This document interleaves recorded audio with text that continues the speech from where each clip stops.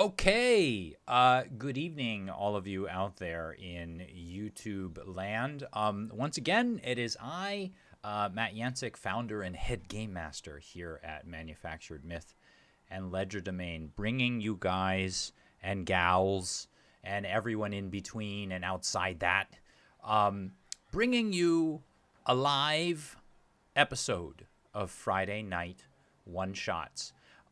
It's been a while. Well, you know what? That's wrong. I'm so used to saying it's been a while because the truth is, the channel I've sort of set aside as I go into the end of the school year. Things have gotten super busy with my classes, and so I haven't been able to stream as much as possible. But recently, I think we've had like 3 or 4 streams in the last like 6 weeks or so, which is pretty good for us. We're hoping to get it back up during the summertime, maybe a stream every couple weeks or maybe even once a week when we do have the time. So at any rate, one of the other things that has kind of kept us, or at least kept me busy, that I kind of wanted to mention, and I'm always here to like shill for stuff I'm working on, is some of you may know that I have actually been working on a game for DM Scotty McFarlane's Easy D6 system.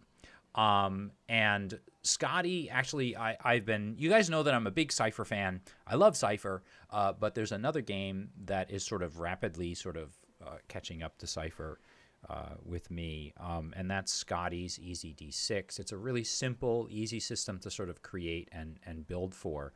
But I have been working on a setting book for Scotty's Easy D6 system, which is basically, you can think of it as the Dark Crystal meets Seven Samurai. And so the name of the setting is Bone and Metal, and I'm super lucky to be working with the fine fellas that you see up there on the screen. So I have Joey Lee Cabral, who's doing the artwork, and as you can kind of see by that image, he's doing an amazing job, just an absolutely fantastic job. I'm like super excited, and people have told me they cannot imagine the setting like being sort of portrayed in any other manner, in any other style.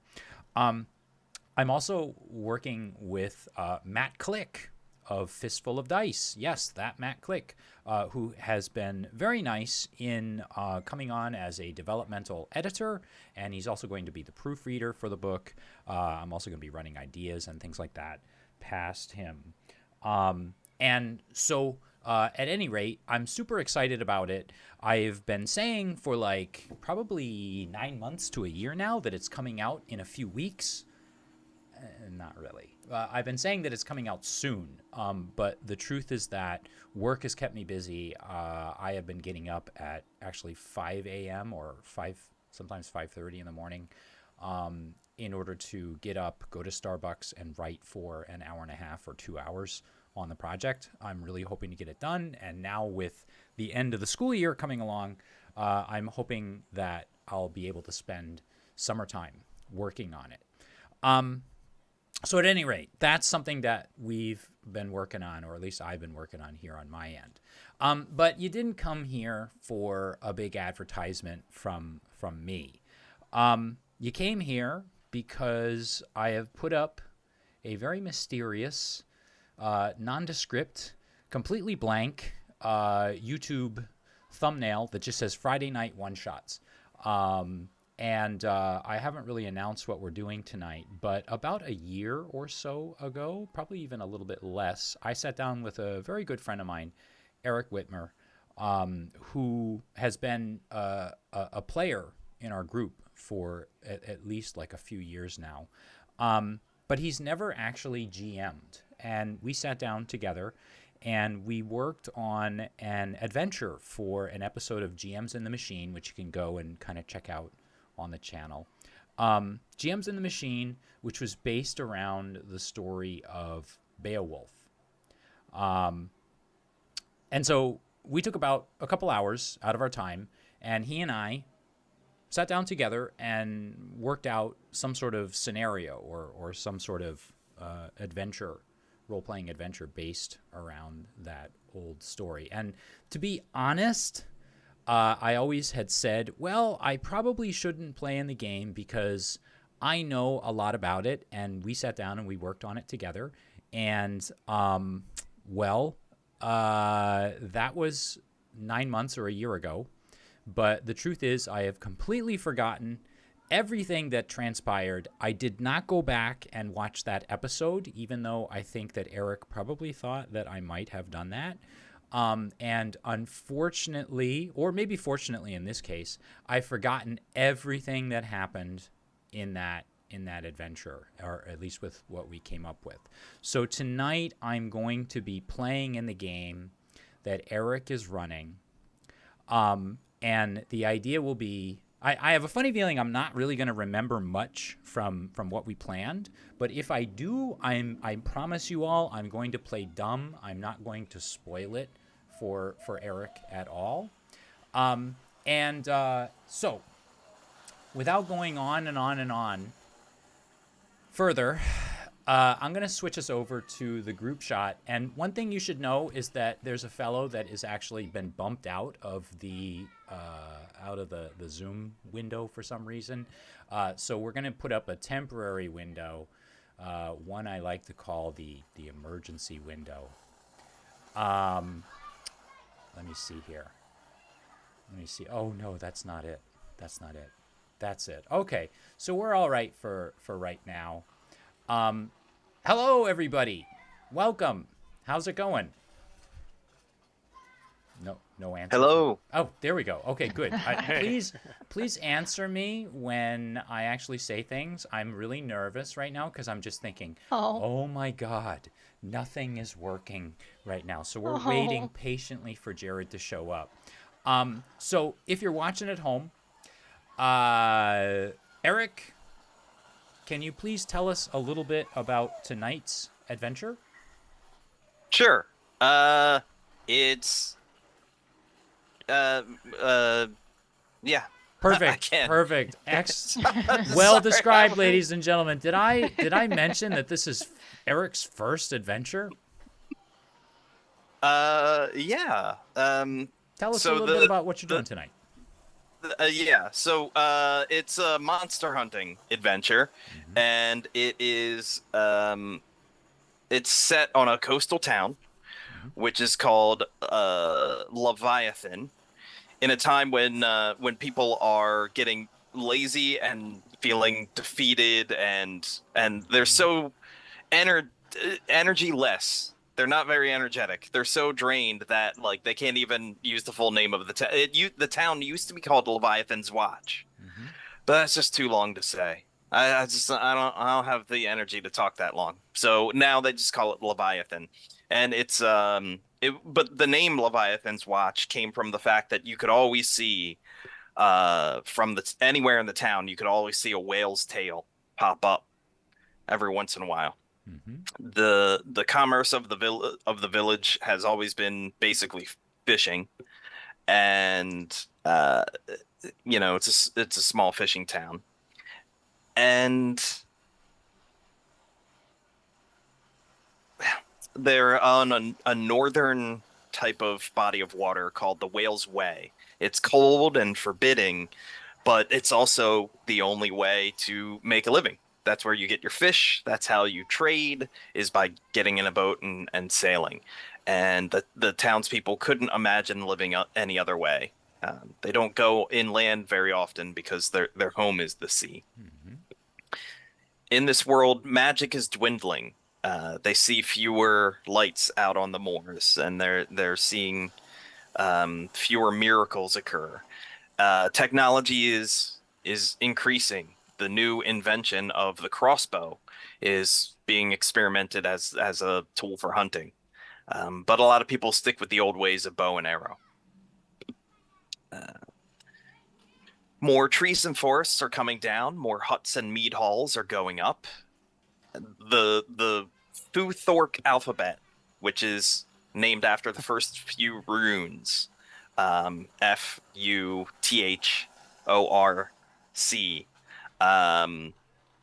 have been replaced by an alphabet from the south. Missionaries keep arriving on the shore, following in the footsteps of, the first one to arrive and say, "Hey, we have a new religion for you." And times are changing, but this town is pretty down on its luck. Uh, it's not economically strong. It the town doesn't really have a whole lot of friends. Uh, Are you sure, it's Eric, you're not talking about English teachers now? I have no We experience laugh with that bitterly. at all. not Moving along. economically strong. Right. Not a lot of friends. Not a lot of friends. What was No. the other one? Doesn't have a great Ignored and future. overlooked. Yeah. That sounds like teaching, even if you're teaching. Maybe in- offered pizza from time to time Right. to placate their spirits. Yeah. Right. The pizza party. Yes, the king of the village throws a pizza party. Heavy on the anchovies, considering the Yes. commerce. and yeah, the messengers from this village that often, get sent out to go talk and make trade deals and all that. They track down a group of monster hunters called the Widow's Spear. And the Widow's Spear is a team of people that usually get hired by widows, queens who've lost their kings, because of monsters. Monster problems had a spike. The sort of the graph of monster attacks went like this. Was they're- it? they're- Did it coincide with the use of leaded gasoline? Does Probably. anyone know what I'm talking about?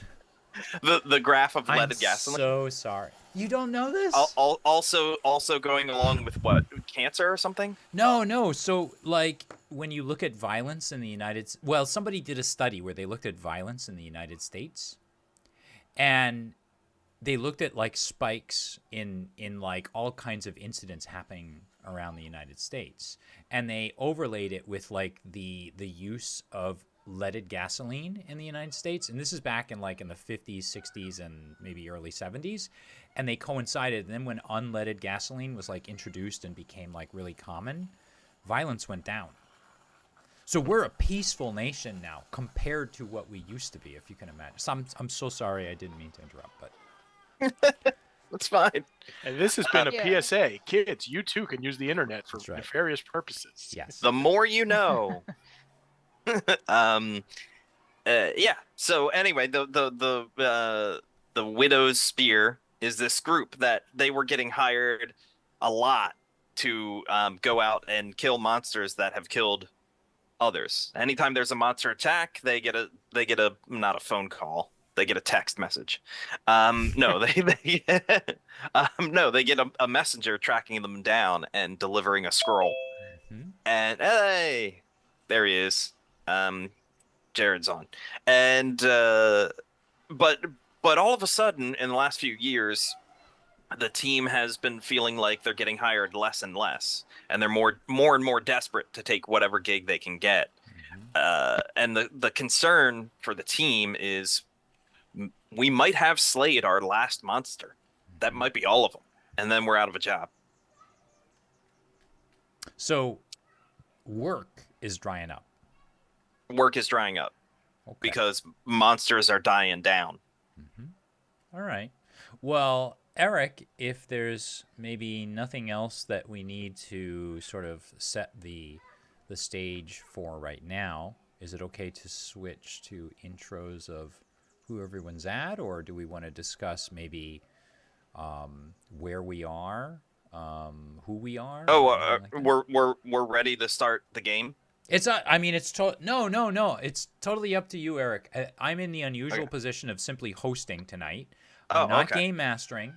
I'm just like asking if like, how would you like to take this? Do you want to continue letting us know more about the setting? Would you like No, us to introduce? If our we're characters? ready, let's go. Let's go. Okay. Well, Um, you're in charge. all right. Oh, all right. Then turning it over to me. Land ho! Screams the midshipman in the crow's nest. You are grateful. You spent all night below decks, passengers sheltering from the storm. Normally it takes 12 hours to cross the whale's way, and you set out at dawn and you're there by dusk. But terrible storms made the shipmen fold up the sails, and you've just been bobbing all night, and hiding from the rain below decks. Finally, the rain cleared as dawn broke, and you can go up above, and it looks clear. It's a completely cloudless sky, but no clouds and no rain is not the same thing as no wind.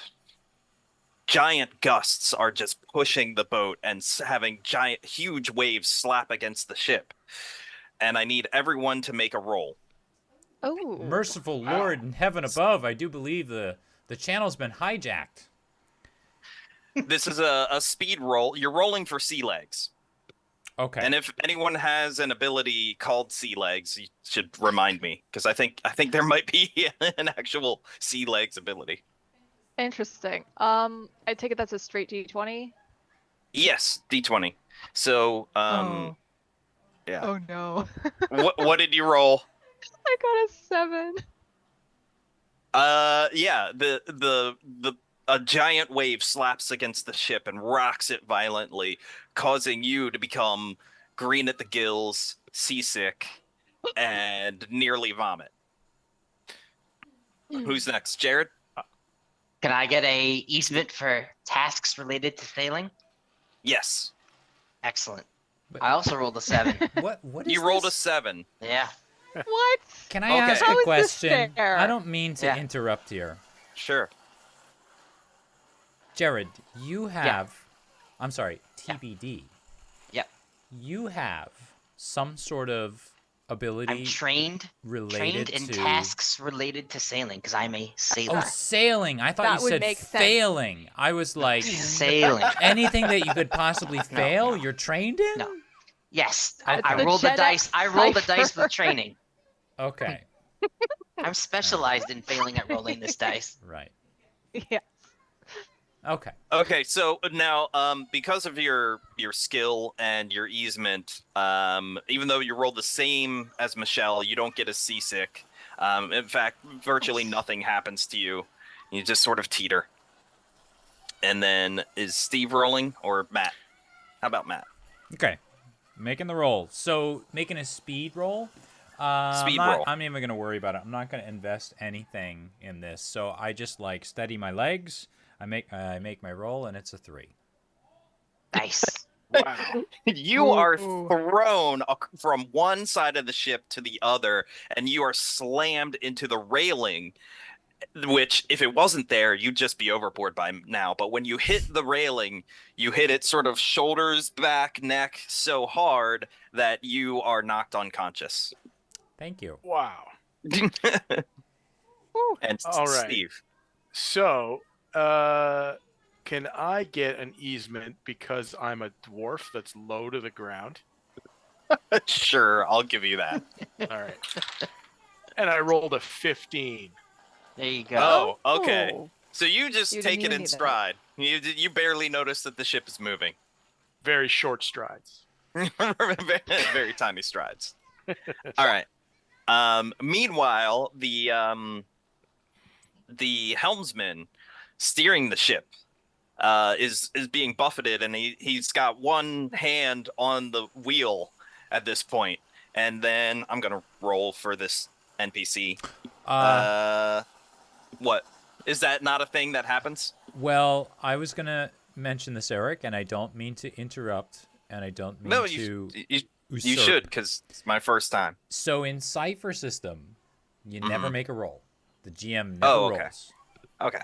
So what you do is you take a look at the level of your NPC, Mm-hmm. and you take a look at the level. So if they're a level 3, for example, then they are actually the role is there is no role, but the challenge is they have to beat the difficulty level of whatever the task is. So like if there's a wave crashing into the ship, and maybe it's a 9 to defeat, or maybe if it's a 13 to defeat, you take the 3 that the level 3 character is, you multiply that by 3, you get 9, and then you compare that target number against the difficulty of the task. Does that make sense, or is that like completely confusing? No, I get it. So the helmsman Mhm. Okay, so he fails. Basically, he fails. So the guy at the helms, he's a wave actually pushes into his body directly and knocks him across the boat, and he hits the railing kind of right next to Matt, and his body slumps on top. They're like in a pile together. So the helmsman is out. The ship is out of control, and you see one of the other passengers, in fact, the only other passenger outside of your group, fly overboard completely. This is a person you met below decks last night. His name is Heathcliff. Because when he introduced himself, he said, "My name is Heathken," but you can't say Heathken, so you've just been calling him Heathcliff. Um, so he's this very sort of sad, depressed Eeyore-like character who's been nothing but kind, but hasn't really helped with levity or cracking jokes during the night. So he is So, overboard, see you and later. but he dresses in the finest clothing you've ever seen in your life. So he's not poor. Um, so that's the situation right now. The ship is out of control. You have one man overboard, and uh, the only assets you have are the ship itself, one fishing net, the standard ropes you would find on a ship, and your own skills and abilities. I wish I could do something, but I'm knocked out. You're knocked out. out.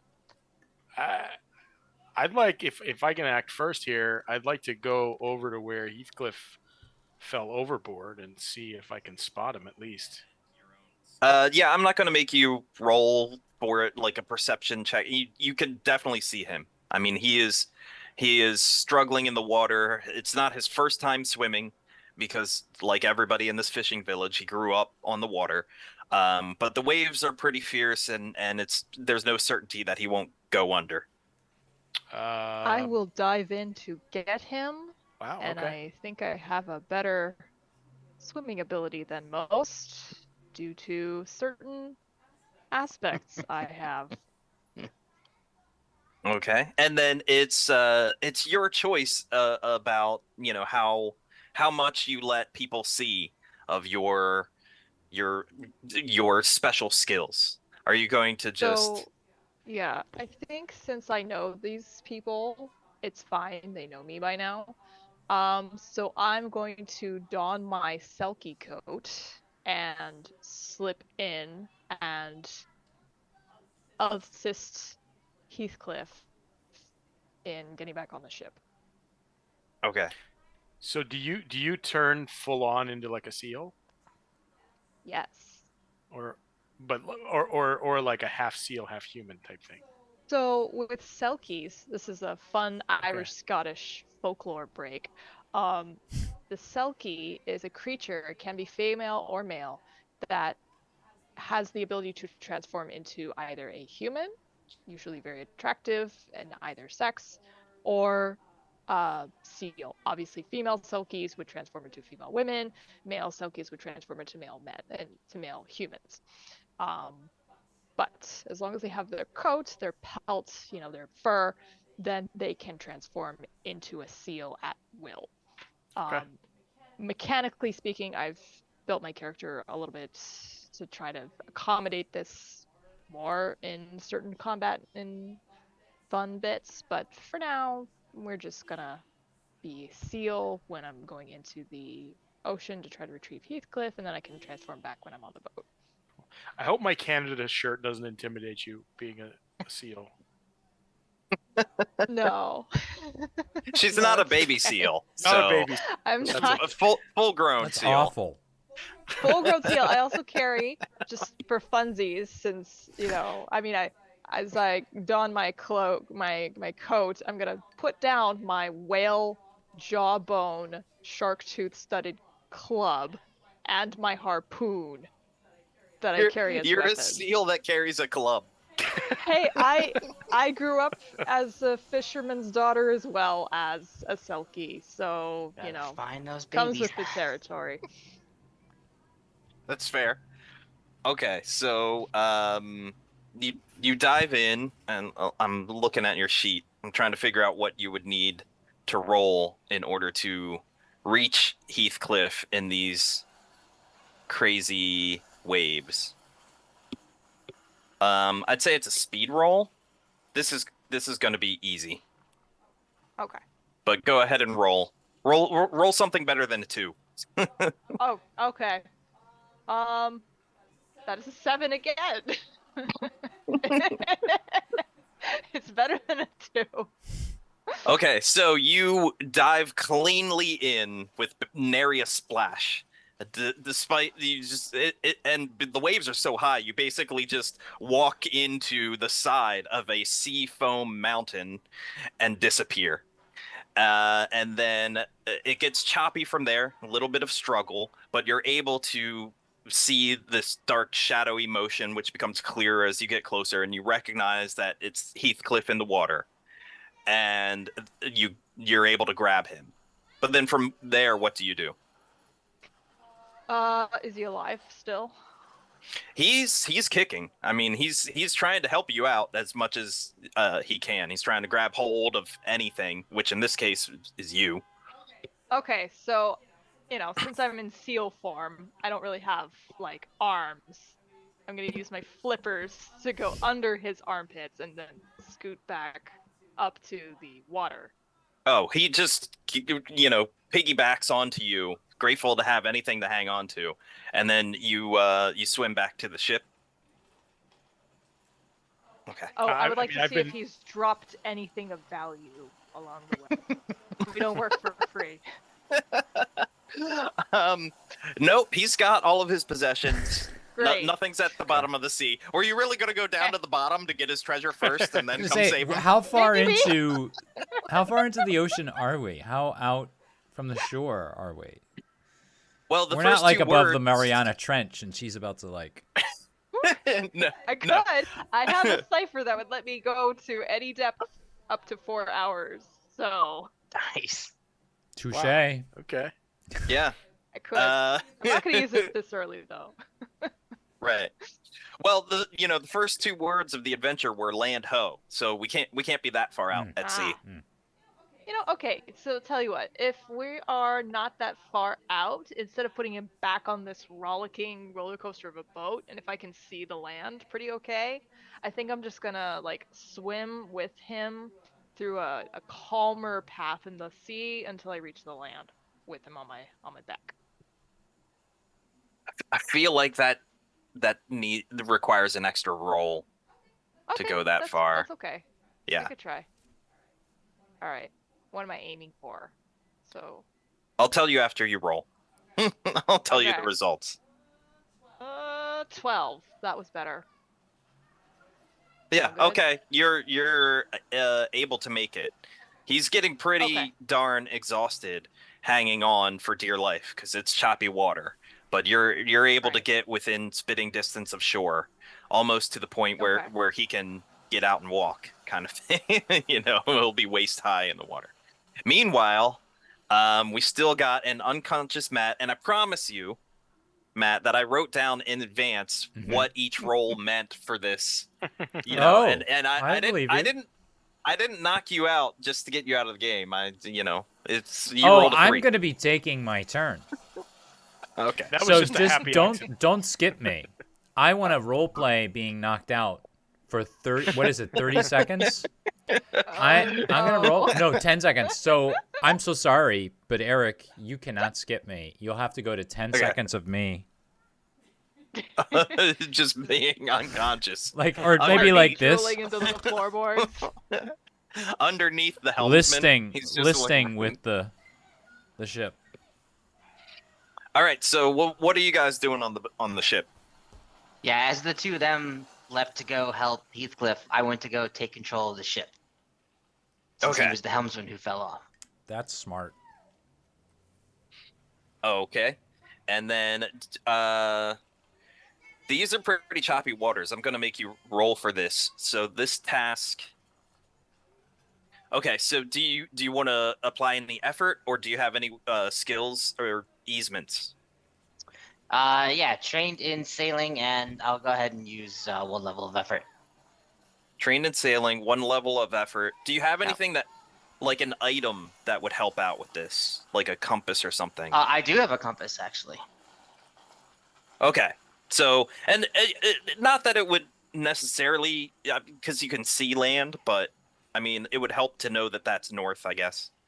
So yeah, go ahead and make your roll. Nat 20. Nice. You effortlessly guide the ship directly into the dock, all the way. There's no deviating. There's no current. It slips in like a hot knife through butter. You're slipping right into the exact dock where you're supposed to meet your welcoming committee. Perfect. Can I ask something? I've done this before. Here, Eric, and I apologize. Yes. That does get a major effect. Right. Okay. Sorry. So Guiding directly into the dock at the right slip, Okay. I think is pretty major, Yeah, right? that works for Right. me. That's a great, Yeah. perfect effect. Yep.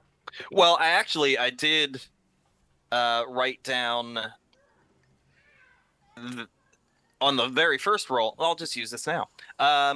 The helmsman is out and unconscious, but the midshipman who was in the crow's nest and any other crew that you saw maybe at the back, they are so impressed with your smooth sailing and your incredible sailing skills that they all get off the boat with you, and they're willing to follow you as their new captain. Wow. There's a major effect. You just There's took over the ship. right. You hijacked it. Great. And Me. Steve, Yes. I don't know if you had a chance to do anything. Well, I mean, I've got an unconscious teammate and an unconscious crewman here. Who's unconscious? You're unconscious. I'm just kidding. I have an ability that's called alleviate, and you tell me if this is appropriate. It says you can attempt to cancel or cure one malady, such as disease or poison, in one creature, and it's an action. So would you say like reviving an unconscious person would work with that? Yes, and in fact, I mean, so a bump on the head isn't quite as severe as a malady. So, like, this curing power that you have, if it was a major injury or a broken bone, I'd make you roll once each. But since it's just a bump on the noggin, I'll give you the choice. You can wake up both of them at the same time if you want. No, I'd rather leave Matt asleep.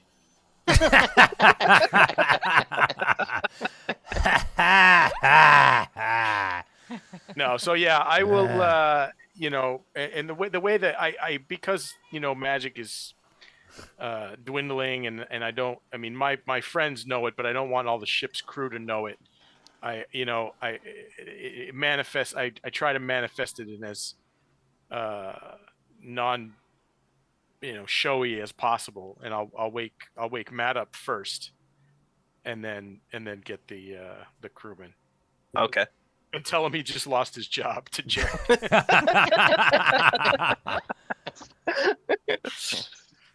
All right. Am I making the roll for that, or is Steve?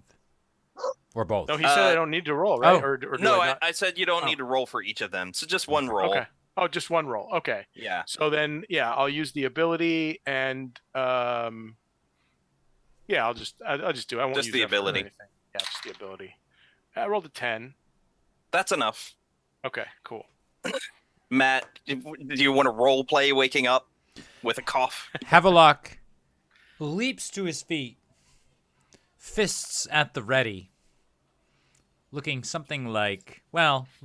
like the edgy, paranoid, dishonorable brute that he is, and then realizes that he's missed all the action and just lowers his hands but narrows his eyes. That's it. Okay. You see a welcoming committee come down the pier toward the ship.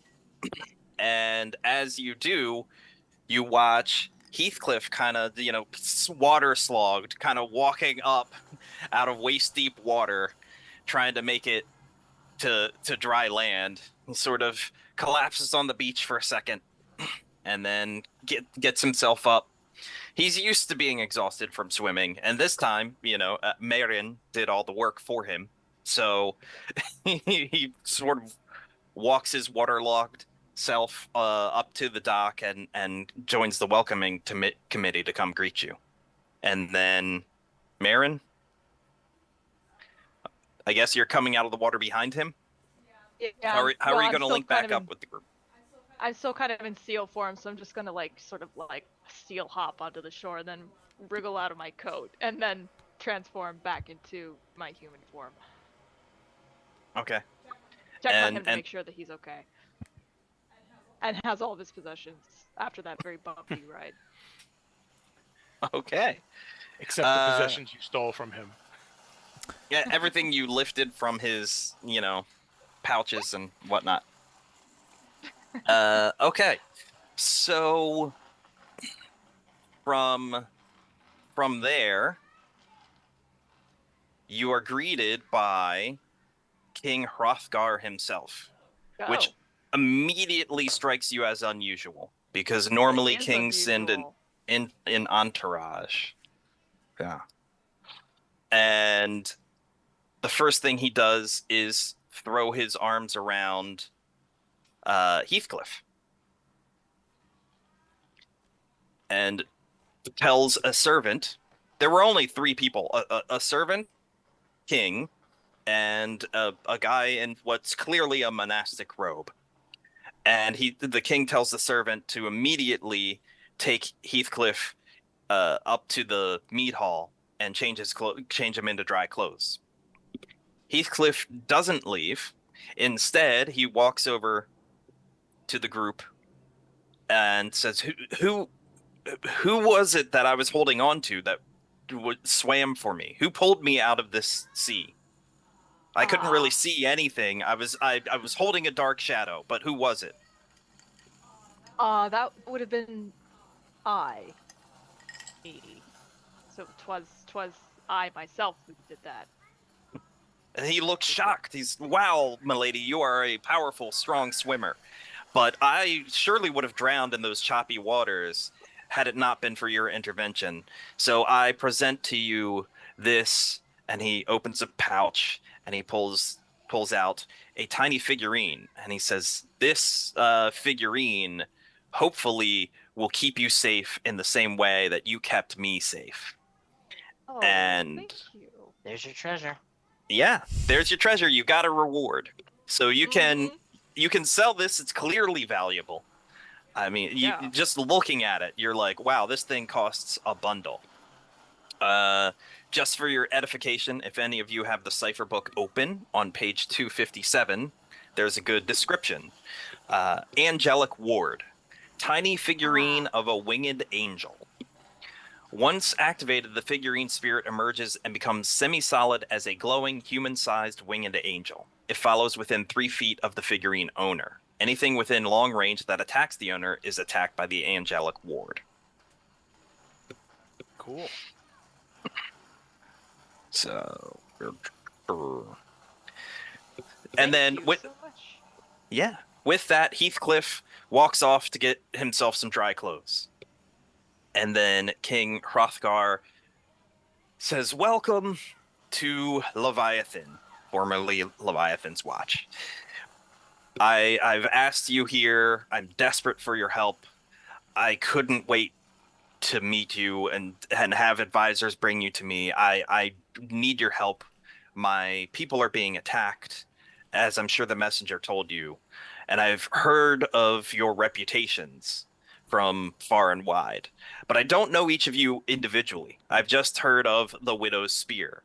Could you please tell me about yourselves? Who are you? What do you do? What is your task in the group?" So it's time for you to introduce yourselves to King Hrothgar. Who wants to go first? I'll go first. Cool. I'll step up since I'm usually sort of the kind of the face of the group, and say, "Thank you, Your Highness. It is gracious of you to come meet us yourself.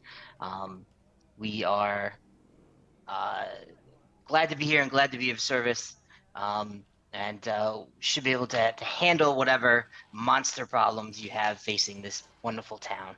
Um, my name is TBD. I am usually a sort of the pilot or captain of our ship and our group here. Um, uh, that's all I got at the moment. And I'll say, and I'll let the rest of the group introduce themselves. Okay. Matt, do you want to go next? I will if like he kind of points at me, but I think I would probably wait to go last, desperately hoping that Okay. something would interrupt or perhaps he wouldn't notice me. But Mm. if he points at me, Sure. he's the Okay. king. Michelle. I sort of attempt a curtsy, but do it very awkwardly. And I say, my lord, I'm Marin Marrow. Yes, I know it's two M's, haha, very, very funny. You're thinking. But I am much more skilled with my weapons than I am with my words. Okay. And then he looks at the dwarf and says, and who are you, fine sir? Hello, Your Majesty. I'm Freddy. I'm but a simple fishmonger, but this crew of mine here and my friends have brought me along because I make great fish stew, and you might say I'm lucky. I'm blessed by the gods with an ability to heal and mend and keep them out of trouble, which they tend to get into quite a lot of. Okay. And he stops and he pauses and he looks at the warrior and he notices all the tattoos. And he just stares for a second. And Matt, you have a chance to speak, but he's not asking you anything. That's interesting. I just simply nod my head and simply say, "My king." And he says, just an awkward pause and goes, all right then, let's all let's all get you some food and drink. I'm sure your journey has been Tension. difficult. Tension. Tension.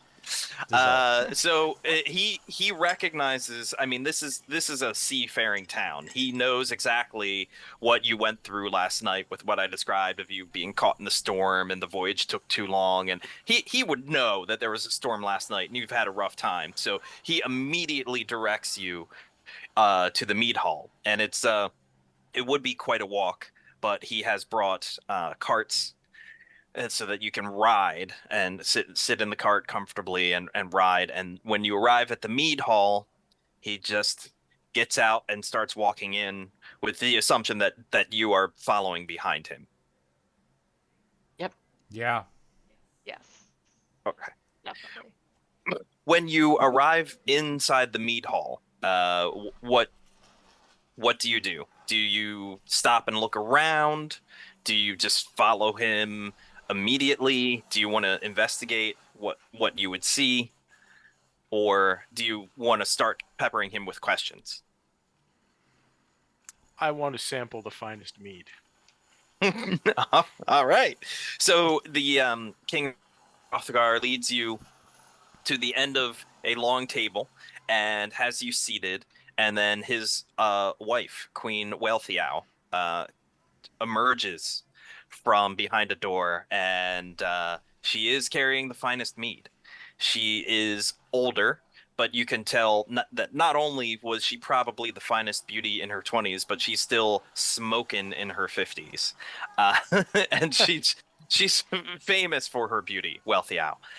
She's also famous for her kindness and generosity, and well liked by the people because she's always taking care of subjects. And you see that in the way in which she provides you with the finest mead, pours, has a gentle rapport with you, serves food gently, which is not normally a queenly task. She is just a giving spirit.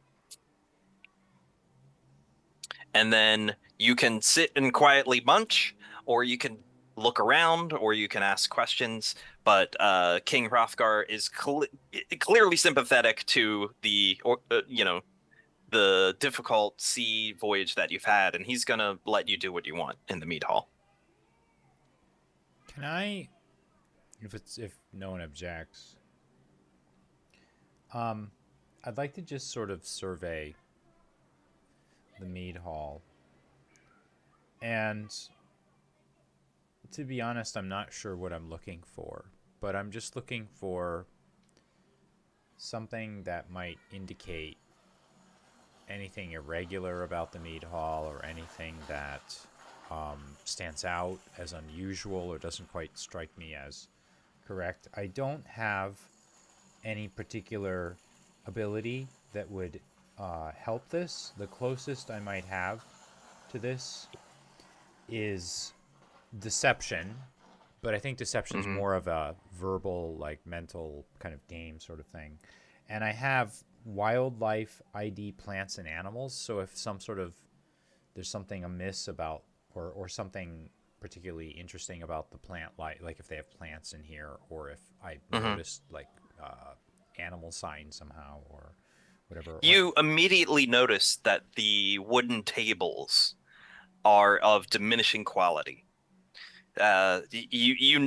Your knowledge of plants lets you know that the table you're sitting at is probably the best wood you've ever seen made into a table. But the side tables have decreasing value as they go away.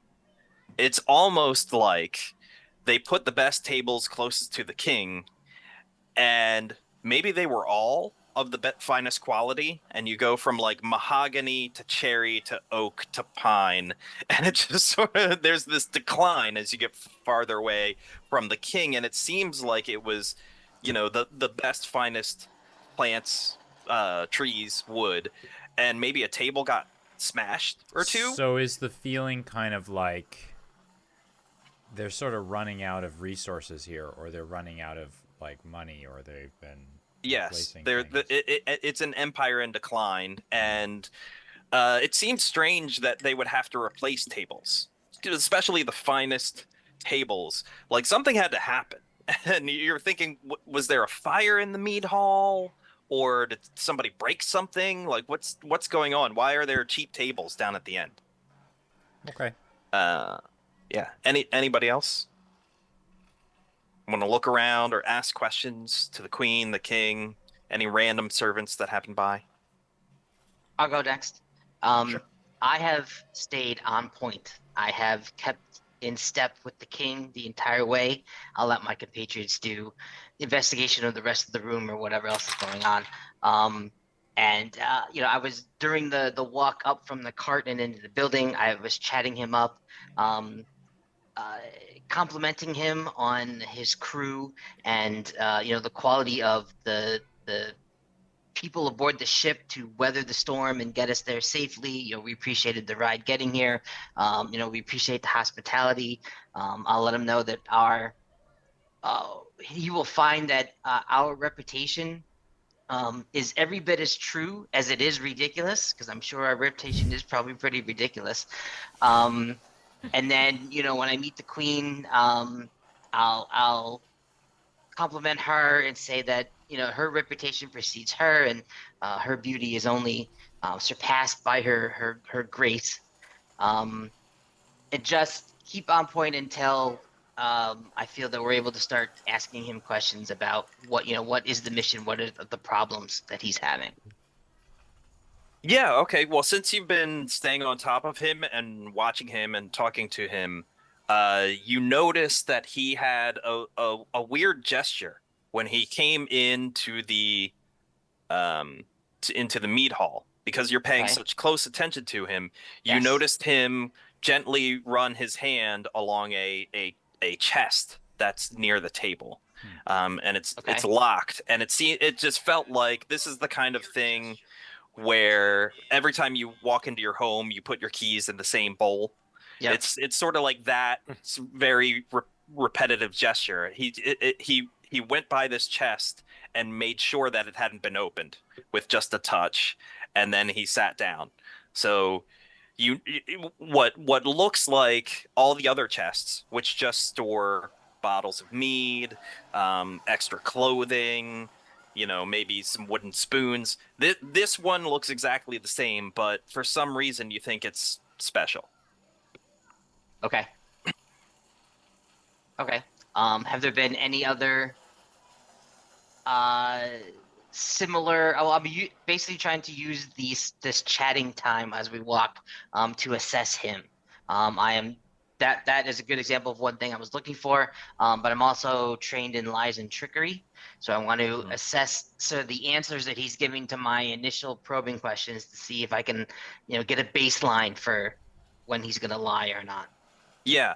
What the sense you get from him is that he's too desperate, downtrodden, and sad to really have any motivation to lie. Okay. He's just I got to get my problem solved. I got to be as honest as I can be. There doesn't seem to be anything untruthful. You can tell he has concern for his son, Heathcliff. But there's a huge sadness attached to the way he looks at his son. Okay. I mean, I don't need to monopolize. You guys can take your turns as well. But at this point is when I would start really getting into the meat of why we're here. So if you want to do that now, that's fine. If you want to let Steve and Michelle go first, that's fine too. Yeah, I'll just ask Steve, Michelle, anything before we get back to that? Yeah, so my descriptor is kind, so I'm gonna kind of lean into that and see who else, like, are there just warriors in here, or other townsfolk around, or is it just the king? There are a surprising amount of townsfolk.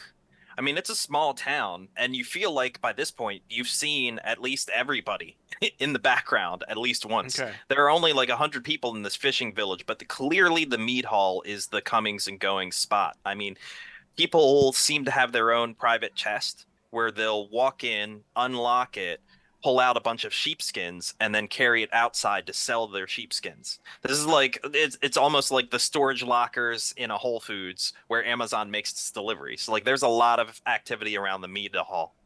All right, then in that case, I'd like to just approach anyone really, Mhm. and just kind of strike up a conversation, see if I can glean what's happening in this village.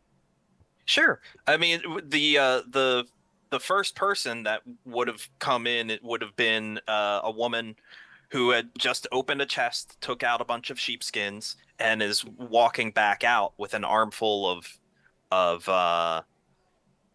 just a wool sack over her on her back, and sheepskin in her arms. So. Yeah, so I'll say, "Oh, my fine lady, can I help you with the transport of those skins?"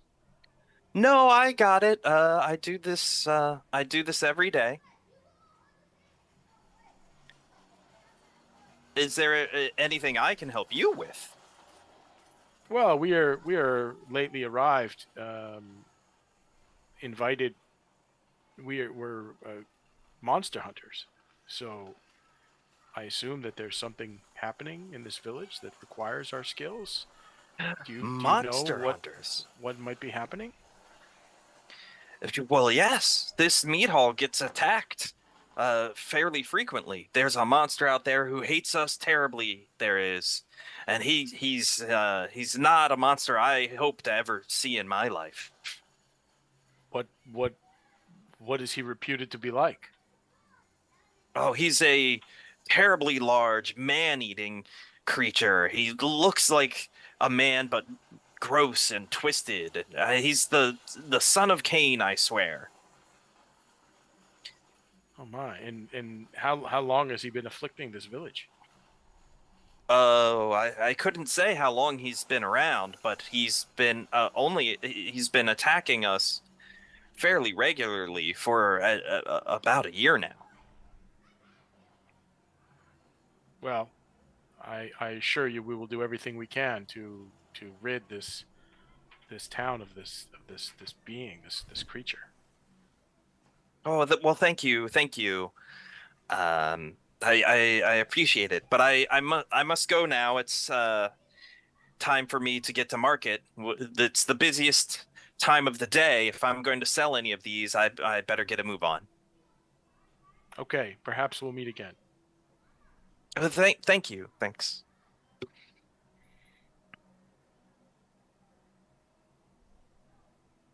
Anyone else? Michelle hasn't gone yet. So it's a mead hall. It So is. I take it there might be some tapestries or wall hangings or some kind of textile coverings on the walls, perhaps.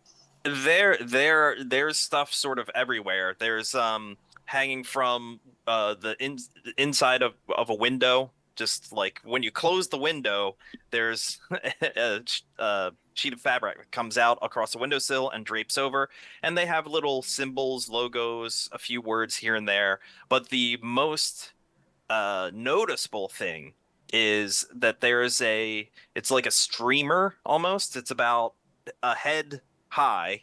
It's about the height of it is from chin to top of your head, and it stretches all the way across the top of the mead hall. When you look up, it's just this strip of fabric across the mead hall, and it is completely covered end to end with pictures, except at What kind of at pictures? one end of it, the very end is blank and slightly unfinished. It feels like any day now someone's going to go up there with some thread and start sewing more onto that point. The pictures that you'll see, you have an ability, if I recall. I have You several in this area. folklore and legends. What else? So, since my background, I grew up as a fisherman's daughter, but also from a line of artisans, weaving, knitting, embroidering constantly. So I have training in folklore and legends. I'm specialized in, of course, weaving, knitting, and embroidery. I'm also trained in finding out something new and history. Okay.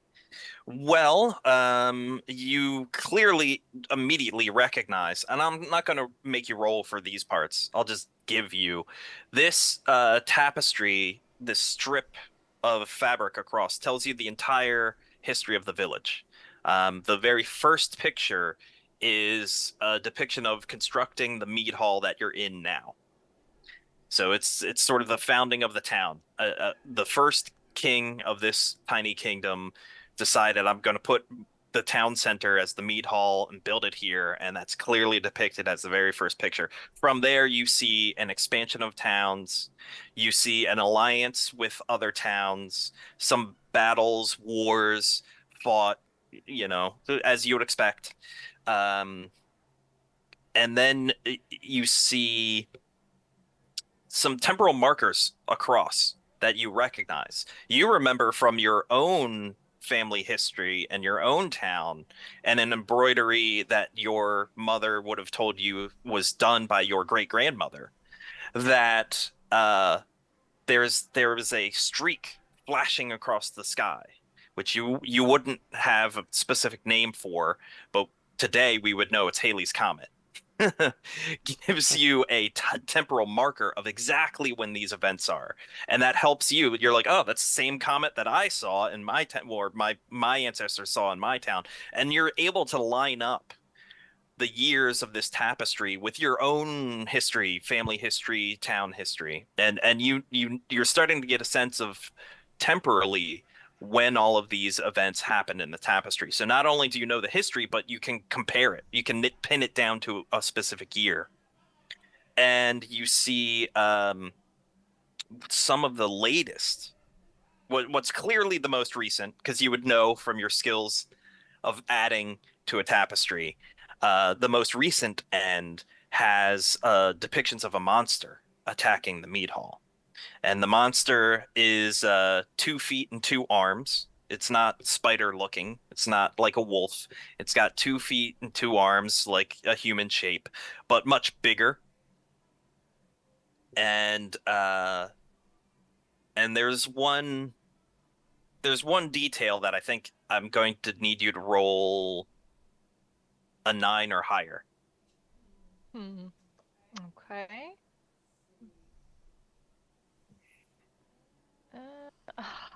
That is an 8. Okay. So you notice some of the rituals of the town. There's fanfare. There's they play drums at funerals, and they have funeral pyres.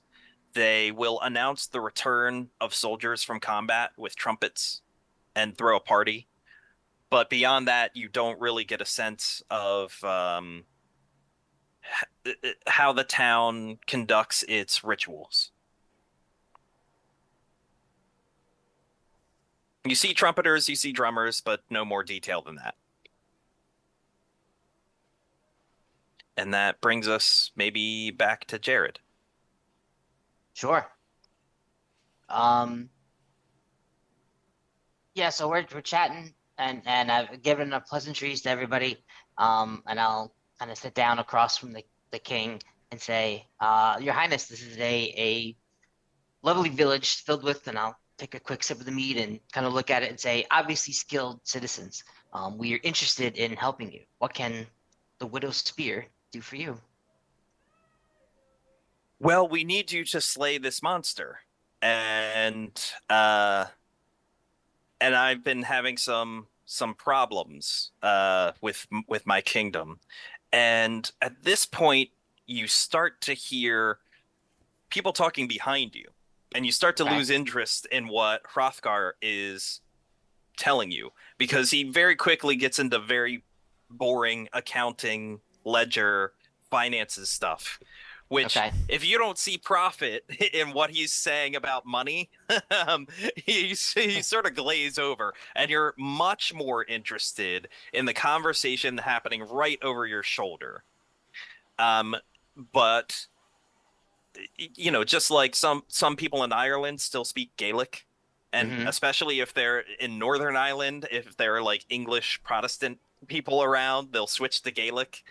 They are not speaking in the common language uh, going on. So you're trying to listen in, and you realize that they're speaking a different language, but they are clearly talking about you. Okay. Well, that's not a problem. I have Babel. After hearing a language spoken for a few minutes, I can speak it and make myself understood. I wanted to choose that one. Yeah. Actually, I was thinking of that too, but Yeah.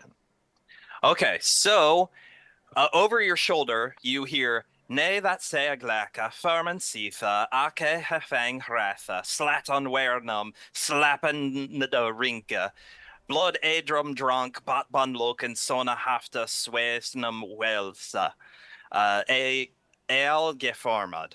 And then you have to roll, and depending on your roll, I will tell you what it means, or whether you know what it means. Oh, this is fun.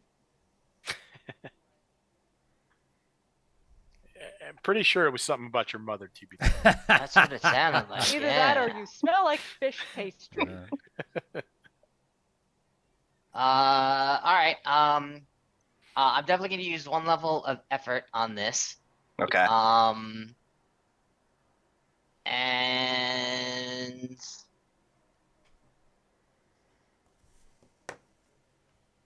can I use my skill when training to assess danger, lies, quality, importance, function, or power? Yes, you're listening to Excellent. see if their planet, if what they're saying is dangerous too, because they're clearly talking about you.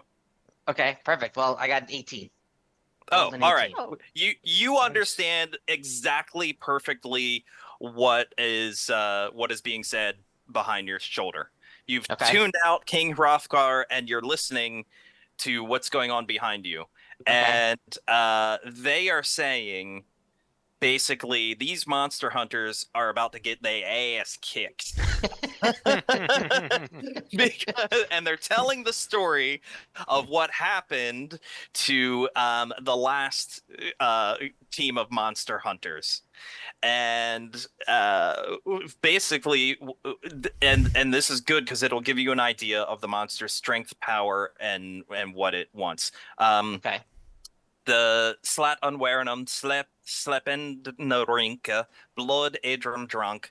You recognize that they are saying that this monster burst into the mead hall, grabbed a knight who was sleeping because they were geared up and ready to go out monster hunting, and they were getting a night's sleep before they could go track the monster.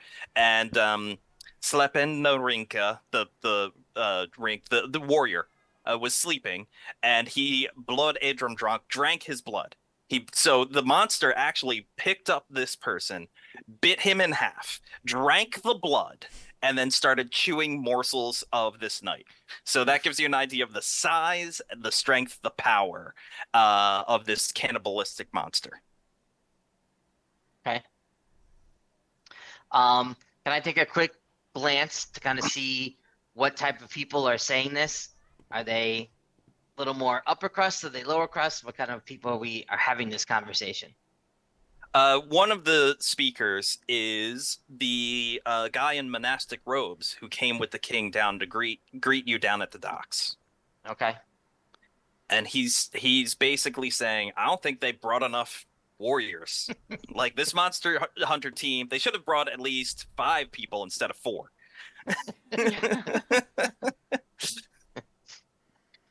So Okay. Well, if someone's son hadn't injured his foot tonight. That's right. funny you say that, because part of the conversation is the last team of monster hunters was whittled down to 2. They had the guy who was good at tracking monsters out into the wilderness and his son.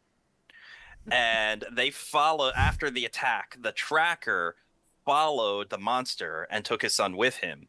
But when they came back, the son had an injured foot, and the tracker stayed with the son.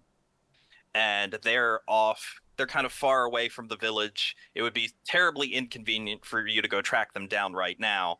But there's another monster hunter who's good at tracking, but he's tending to his injured son at the moment. Okay. Then I'm gonna sort of interrupt the king a little and try to steer him back to describing more about the monster, the last time the monster came, anything more he can tell us about the monster's lair or the other motivations behind the monster other than just eating the citizens. Okay. So King Hrothgar tells you, well,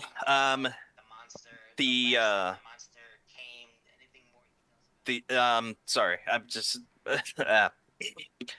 he tells you the monster never comes into the mead hall the same way twice.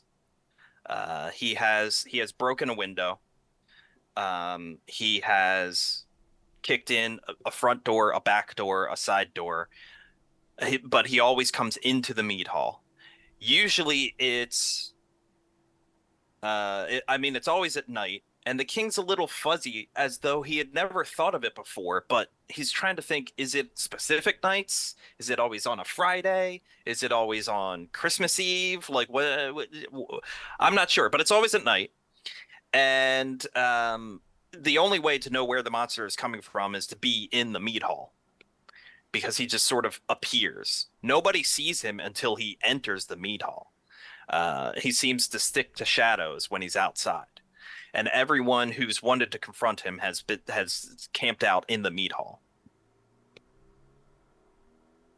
Okay. How long has this problem been happening? He thinks for a minute and he says, well, the first attack might have been 2 years ago. But then we had a good respite where we didn't have attacks, and then they started picking up again. They're becoming more regular.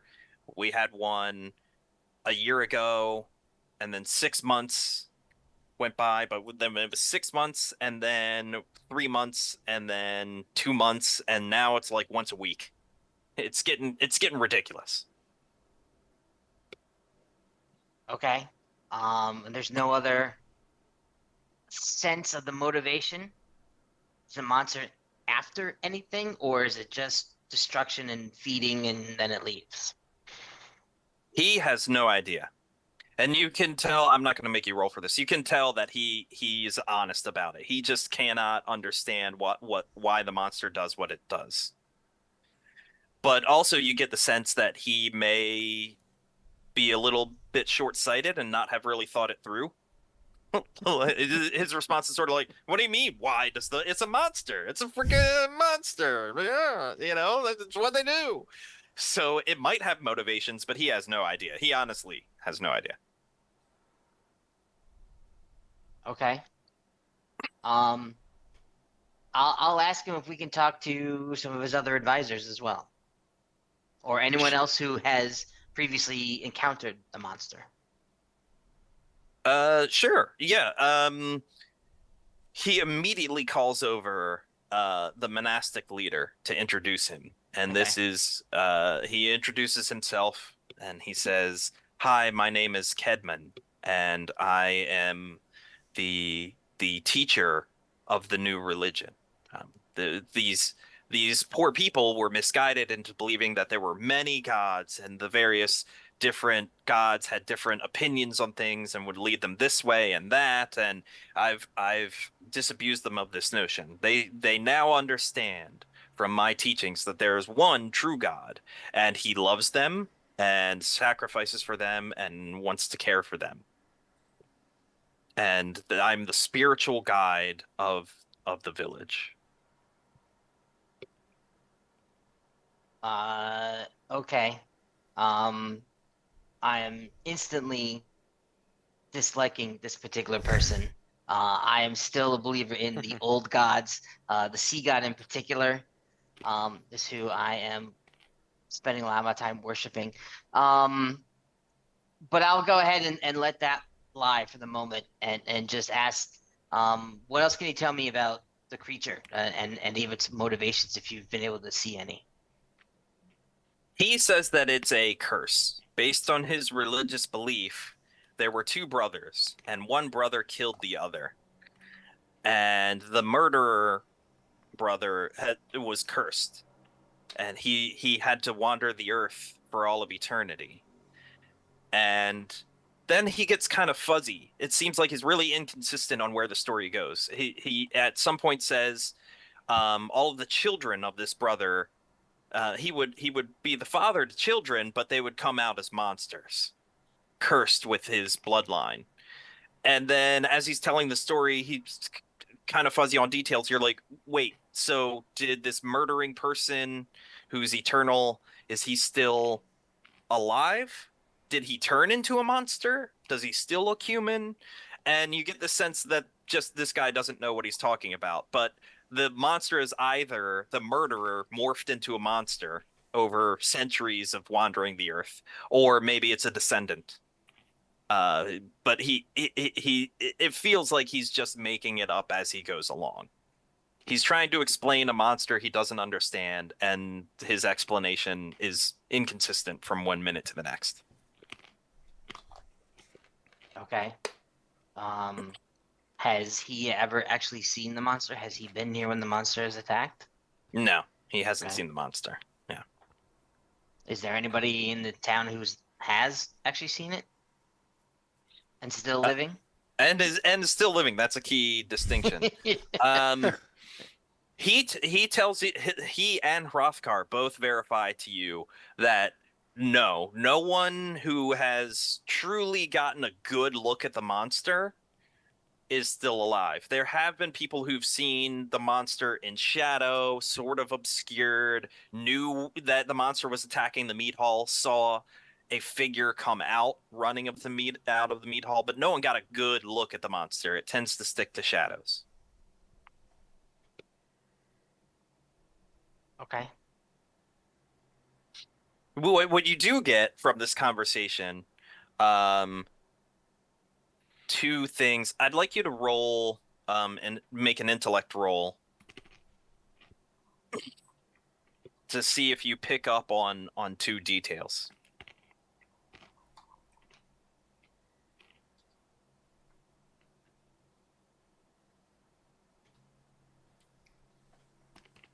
On two details. Okay.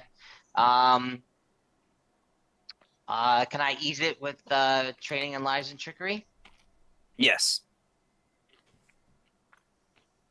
Do I ease it with one? Yeah, I'll do one more level of effort too. Why not? Oh, okay. Wow, I'm rolling great today. 16. Okay. I would have given it to you for a 6. But Awesome. the first thing that you notice was every time that he talked about one brother killing the other, he looked around. He looked at King Hrothgar to see if there was a reaction, and he looked around to see who else was nearby. And it always felt like he was a little bit nervous and tense talking about one brother killing another brother. That always set him on edge. It is part of his religious doctrine, so he's going to say it, but he was kind of nervous about the audience hearing him talk about one brother killing another. Okay. The other detail that you notice from this conversation, which takes a little bit of extraction, and you ask some follow-up questions. Mhm. But the shadowy figure that some people have seen, no one's gotten a great look at the monster. You notice an inconsistency. Some people say that the monster looks almost like it had wings, and other people said no, it definitely did not have wings. And that struck you as a weird inconsistency. Okay. Does any of his description of what's been happening, jive with, I guess, the orthodoxy of the new religion, or was this more reverting back to stories of the old gods? No, all of his explanations of where this monster comes from are coming straight from his frame of mind, his new religion paradigm. His frame of reference is this new religion. Okay. All right. So I think, unless you have more questions for Kedman the monk or King Hrothgar, they tell you, well, we think we're going to turn in for the night. Before that happens, I guess, let me get a sense of when the last attack was and when do they think the next attack is supposed to happen? Is it supposed to happen today or later, a couple days from now? You get a very clear sense that they think the monster will probably attack even tonight. Because it's been almost weekly, and like the last 3 attacks were one a week, and they're like, we're about due. Okay, well, I in can that handle case, it. yeah, in that case, then we'll say, all right, we'll stay here and see if we can deal with this monster. But let's discuss terms. Ooh, okay. So King Hrothgar says, I thought that we had an agreed upon price, but are you saying you're not interested in the job? Do you have a better offer for monster slaying elsewhere? We don't have a better job at the moment, but I would say this job entails more than what we originally led to believe. It seems to have a little bit more risk, and a little more urgency than we were led to believe. So I think that necessitates an increase in price. I'm gonna make you roll for this. Do you have Okay. do you have some sort of ability price negotiation? Yeah, absolutely. Okay. I believe it's I'm called gonna price break out- negotiation. That's right. It's literally Monty Cook helpfully put in price negotiation into the Cypher book. No, I'm gonna break out my demeanor of command. Oh, okay. Demeanor of command. I get to project confidence, knowledge, and charisma to all who see me for the next hour. Everyone who sees me automatically understands that I'm someone of importance and accomplishment and authority. And so I get a free level of effort with any persuasion check to be made with one persuasion check made during that hour. So I'm going to use that. And I'm trained in persuasion. Mm-hmm. And if you let me, I'll throw in another power. But I think that's one power is usually enough, right? One power is you need one skill and then an asset. effort, skill, Yeah, and asset. Do you have like some kind of asset, like a contract drafting pen that people are very impressed with? Any asset, I'll take. A lawyer to just stand in the background and make sure. Excuse me while I whip this out. That's right. You've got Rudy Giuliani standing behind you. He's like drunkenly like, no, don't sign that. Sign it. Make sure. I'm not sure that's an asset at this point. That's true. Actually, that's an Let me inability. push He this counts by as you. an inability. Okay. One of my items is the hat I'm wearing. Was the hat of the Dread Pirate Dugan. Huh. And so now I have taken over at one point had taken over his role as the Dread Pirate. So I'm wearing a Dread Pirate's hat. You're just Okay. taking over everybody's ship over here. That's And it. Taking over you're all right. sorts You're of what I shit. stealing do. entire ship's crews. Wait, do you have a? I'm looking at your sheet. You have a cipher for intellect booster. That's something do. that could apply. I can go ahead and I can use that now. Why not? I mean, what is it? It is a forgot the name of the term. It's not the physical cipher. It's the other one. Manifest. Manifest. Or there no, you go. wait. I'm not manifest. No, it's not. It's the other one. So we go into the S. Subtle. Subtle. There you go. Yeah. And it gives me another point. I'm sorry, because it's level 5. It gets me 2 points in edge. Oh, okay. So if your intellect edge gains 2 points. Okay. Yeah. So do you want to use it? Yeah, I'll go ahead and use it now. That's fine. Okay. So Um, You then need to and roll then- better than a -3 right. yeah, it's pretty low at this with point. all of Jared's powers. with Right. all of Jared's Oh, powers. -3. So Yeah. since I get effectively 1 level of effort free, I'll go ahead and use 2 levels of effort and trained in persuasion. Okay. All right. I got it. Just don't roll a 1. Just Pretty much it. Roll the die. 13. Oh yes, very easily. The desperate you have convinced him. You have convinced that his desperation outweighs his stinginess on this, and you're a very persuasive captain. And he cracks open the chest that he had touched on the way in, Nice. and he says, "I have at least one thing that I can sweeten the deal with. I will give you a 25% increase to the price, and I will also hand you this item." And then he reaches into the chest and he pulls out a book. And when he opens it, the title page says Spell Book of the Amber Mage. It's a weighty tome bound in amber filled with pages of spell runes. And he explains to you that when the user incants from the spell book and succeeds at a level 3 intellect-based task, the user can attempt to trap a creature within long range inside a block of amber. That's conveniently helpful. Yes, only creatures whose level is equal to or lower than the artifact's level can be targeted. So if you're, a level 3 warrior, then you can trap a level 3 creature. This monster better example. be level 2 or better or lower.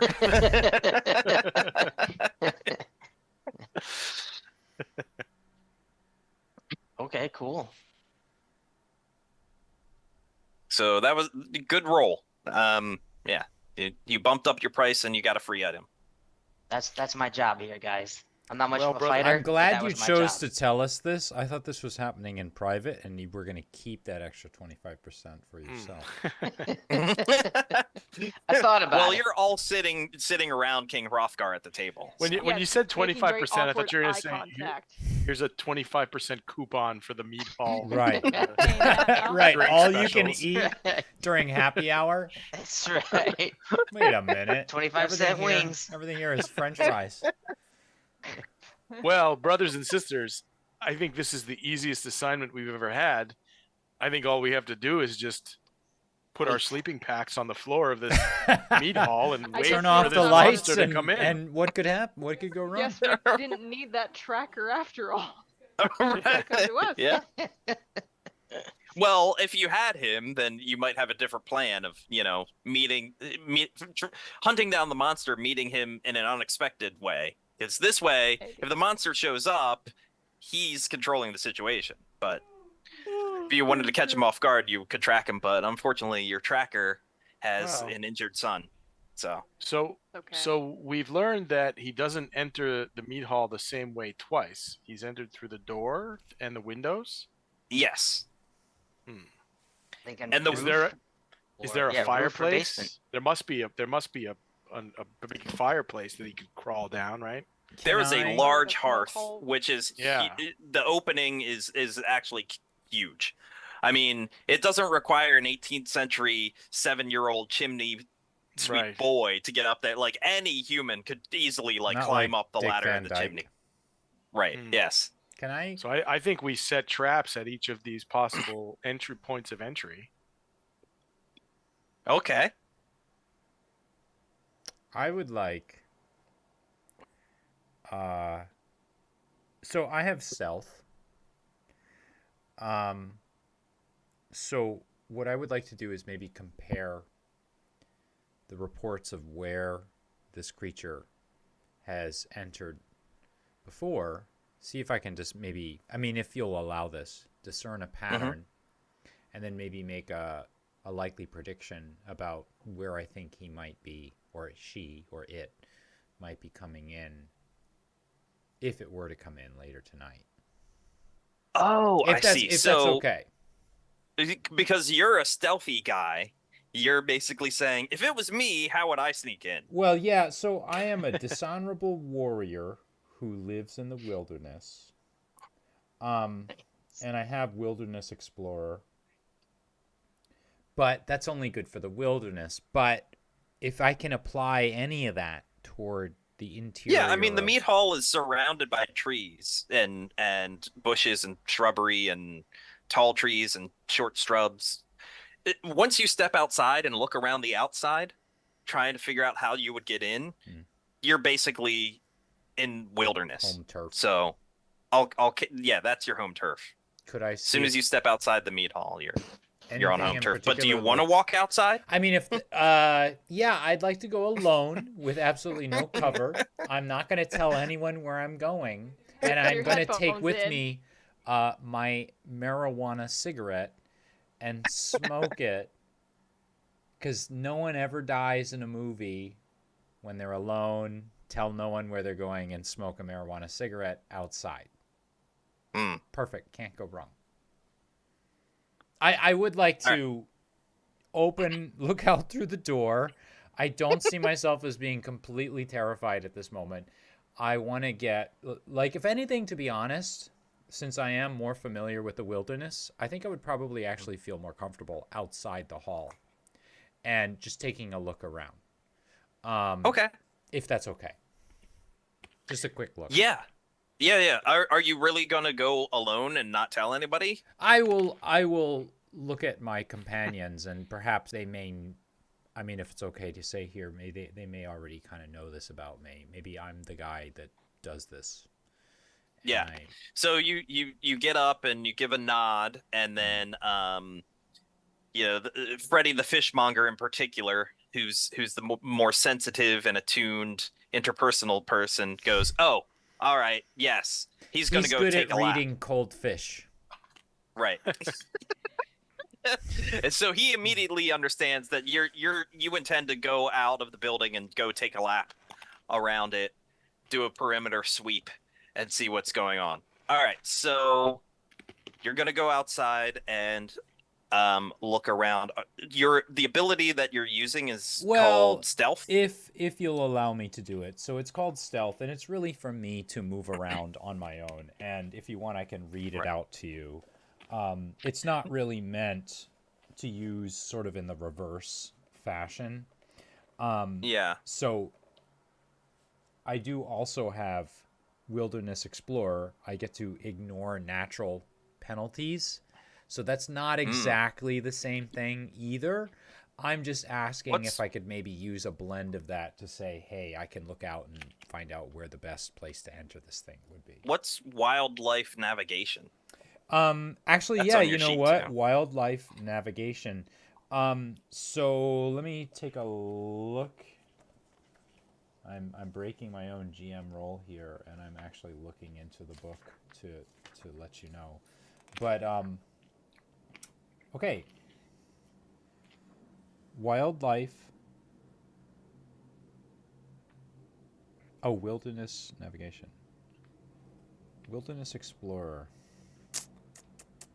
Oh my gosh.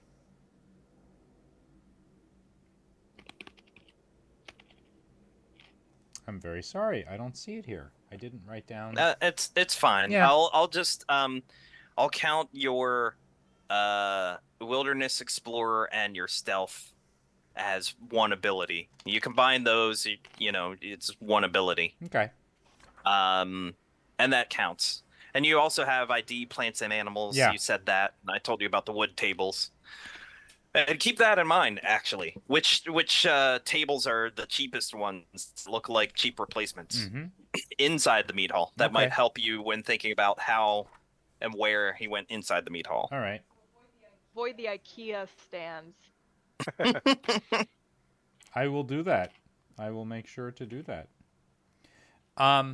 So then how would you like me to sort of figure this out then? Should I roll for this, or am I using Yeah, the I'd like ability? you to I'd like you to roll for this. Okay. Do you have any asset? And I guess you know, if you wanted to take a teammate outside, a teammate could be an asset. I might do something like that, but I sort of see myself as being a little bit more of a loner, not in that cliched, annoying way of most.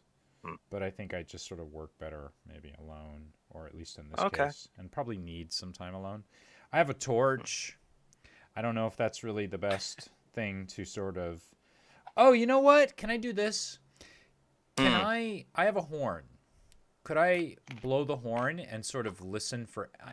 I don't know, listen for echoes or something, and just sort of decide like... Yeah, that's a clever and inventive way of doing it. Yes. So maybe use the horn. It's a great way to summon a monster to come kill you. Yeah. Right. Here I Right. am. Yeah. And then I'm going to apply a level of effort. And I guess that would be intellect, so easing the task by intellect. By 3 more points. Yeah. Or I mean, I'm sorry, by 1 level. So let me deduct that. I have no edge in my intellect, so I'm just taking a straight 3 points out. Okay, so I'm down to 7. Out of your pool. Okay. Okay. So should I... So let's go through it again. You have Stealth and Wilderness Explorer combined as an ability. You have the asset of... I'll count your torch plus the horn. You're investigating both light and sound at the same time. I'll count that as an asset. And then you're using effort. Yeah. Okay. So... Yeah, go ahead and make your roll. Make my roll. I've been rolling awful all day today. You just need a 6. I rolled a 7. Okay, so the sound of the horn bounces off the meat hall and then disappears off into the forest. It dissipates. So you can tell that there aren't any really structures or rocks. There's no nearby villager's hut or anything to hide in. The monster has to rely on trees and bushes. There's no echo off of anything off of the meat hall. And the biggest cluster of vegetation coverage is by the when you walk into the mead hall, the first window on your right, right outside of there, that's where all the vegetation and cover is. And if you were going to try and break into the mead hall, it would be through that window. And you remember standing outside, looking at that window from the outside and seeing all this vegetation. You remember that when you were inside and use your knowledge of plants, you saw that the absolute cheapest, newest table was right under that window. As if there was a better table there that just got smashed to bits and had to be replaced by a cheap table. So does this sort of tell me, based on what they've described, does this tell me like he's not going to come in there because he came in there last time and it's always been random? Or do I think, okay, he's probably going to come in there again? You don't have to tell me what's happening. I'm just thinking, what is my mind? No. Your thought process on this would be, I'm pretty sure this is the only place where he has come in twice. And also, even if he went to another window, that's extra effort. He would have to come to this window first, crouch in the vegetation under this window, and then slowly slink over to some other window. So this is the most likely place for him to come in. He's already come in through that window twice. And you would know from the stories that Jared extracted that the monster doesn't really face any opposition. He's getting less and less scared of busting into the mead hall. He's taking fewer precautions because so far no one's even been able to hurt him. Yeah. So from all of that information, based on your role, I think you're like 90% sure that if the monster's gonna come in, he's not busting down the door. He's gonna just jump in through the window. So I think, if this is okay, this window in particular, return to the mead hall, gather with my companions, whisper to them my findings, and then ask them if they'd like me to wait at a particular point outside and just wait the night there. And then I can, if I believe this creature is going to be coming in through this window, I can just follow up and come in from behind if they are agreeable to that. I mean, it would at least prove an interesting theory of like, how does he come in, and does he just appear, or does he actually crawl in through an entry point? Is his appearance magical or not, basically? So if you don't see him at all and he just appears, then maybe there's something a little bit under the surface of what we're not seeing. Yeah. But if you see him come in, at least we know, okay, he is purely physical and we don't have any magical components in there to worry about, in addition to the physical ones. Then I'd look to Freddy and ask how he feels about this particular idea. So, did you come back inside? Yeah, I'm sorry. So I came back inside, I gathered everybody, and then I asked how they would feel about me sort of basically watching from outside, and then in hopes of maybe the monster, the creature coming through, and then I can see the creature going, and I'll follow up even after the creature enters. So we can... Do we know, and this is kind of retconning a little bit, Eric, do we know what time the attacks tend to be? Do they tend to be random times, or are they at a certain time of night always? Yeah, they're not like the wee morning hours. It's sometime between sunset and midnight, typically. Not always, but it's been a rare time that the monster has attacked at 1 or 2 a.m. or later than that. Okay. Now o'clock. So like now o'clock, yeah. It's basically when the monster attack is coming. Within an hour. Well, so Matt, what was your character's name again? I'm sorry. Havelock. Havelock. If you'll permit me, and maybe we've known each other long enough that we've done it before, I'd like to do a mental link with you. Oh, go ahead. Oh, so what a mental link does, I'll read it. It Open a pathway to another creature in mind via a light touch, which allows you to transmit thoughts and images to each other. The mental link remains regardless of distance and lasts for 1 hour. In addition to the normal options of using effort, you can choose to use effort to extend the duration by 1 hour for each level of effort applied. So action to initiate. So basically, we can communicate with you outside. If you spot him coming in, we can be prepared. Yeah. How does this allow you to see or to feel or to know my other thoughts and feelings? I'm just asking. I don't think so. It says that we can transmit thoughts and images to each other. Okay. Then But it doesn't. I'm not like reading your mind. Yeah. It just allows. We're just like mental telepathy to each other. Then I would, I'm sure, like you said, we've probably used this before, so I'm totally fine with that. So I'm not sure how it works, but I don't know if you touch me or you have to like. Yeah, it says by touch, and then I don't know if that requires a roll, Eric, or if that just automatically works.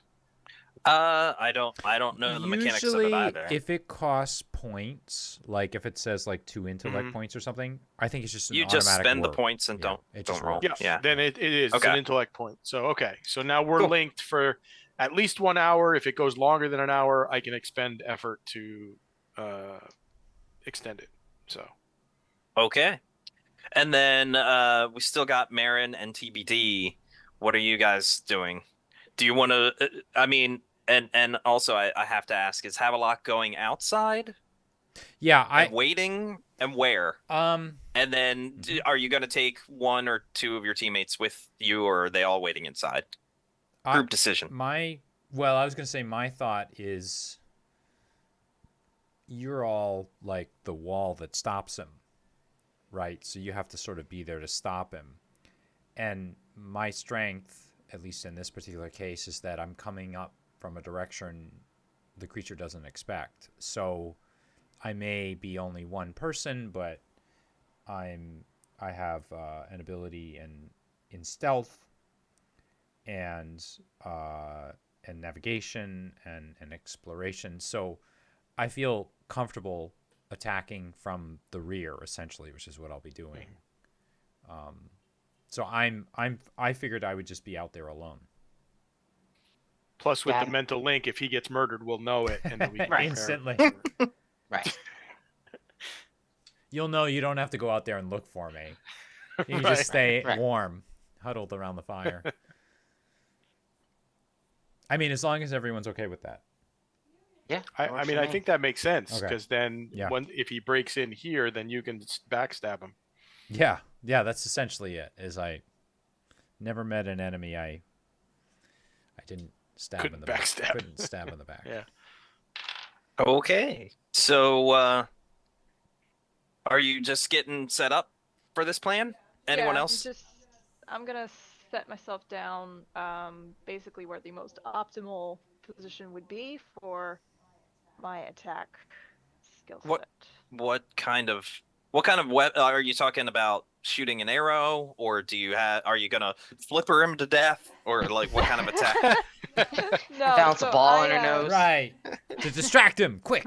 It's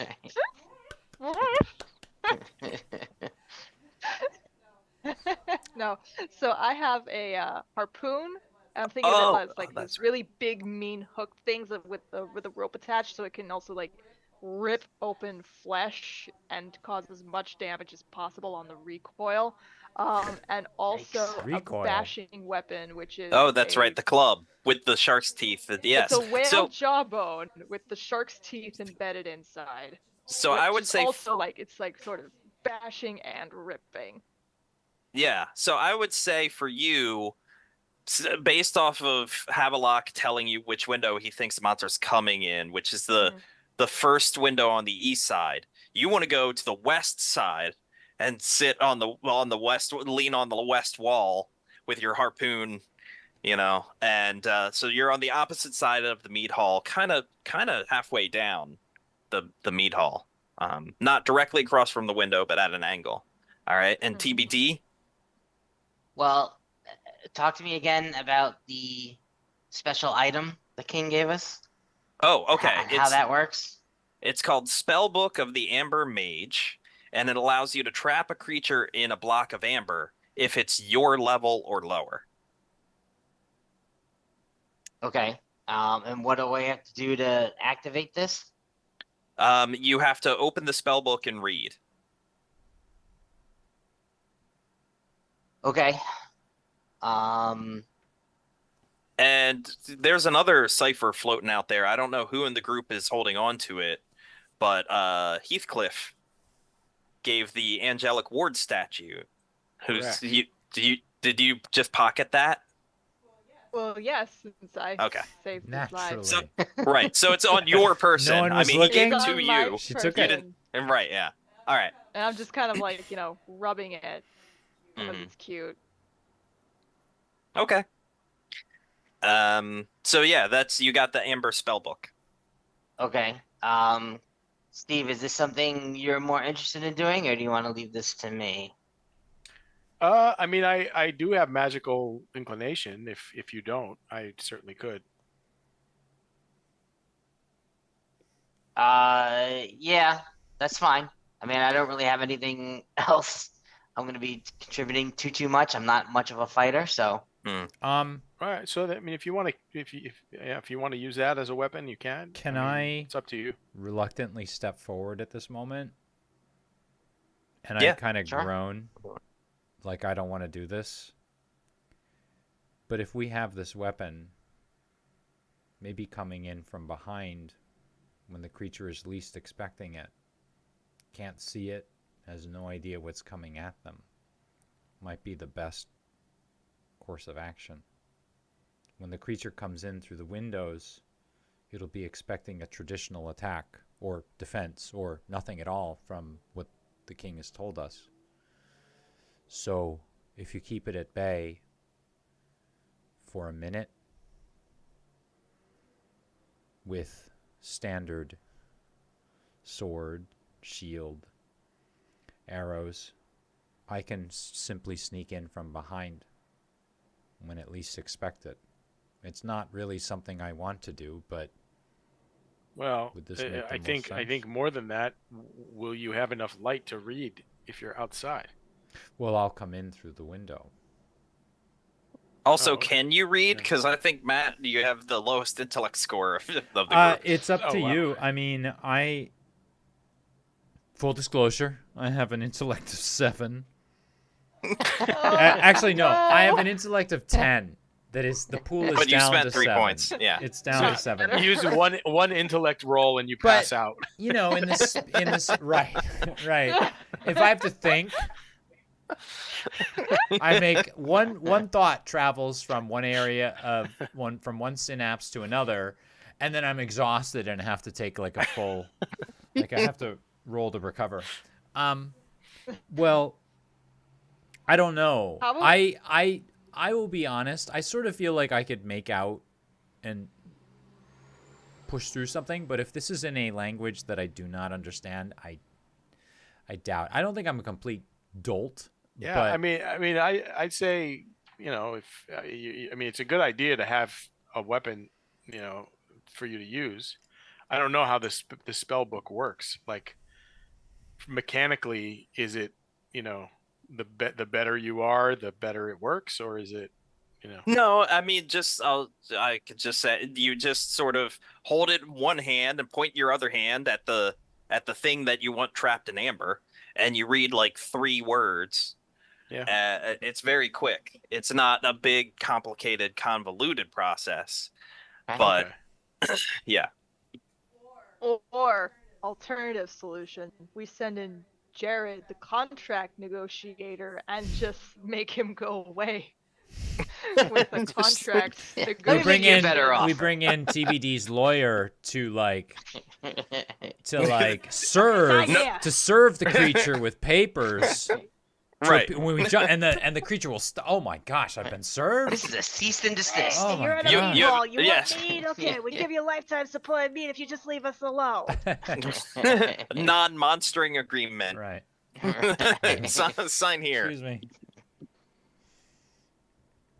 I have a So feeling what by are the we time we're done deciding? negotiating Have we- this, we're going to be attacked. Yeah. Like, meanwhile, the creature is crawling in through the window, and we don't even see He's it. just eating popcorn. Meanwhile, 3 watching. villagers have been eaten. Yeah.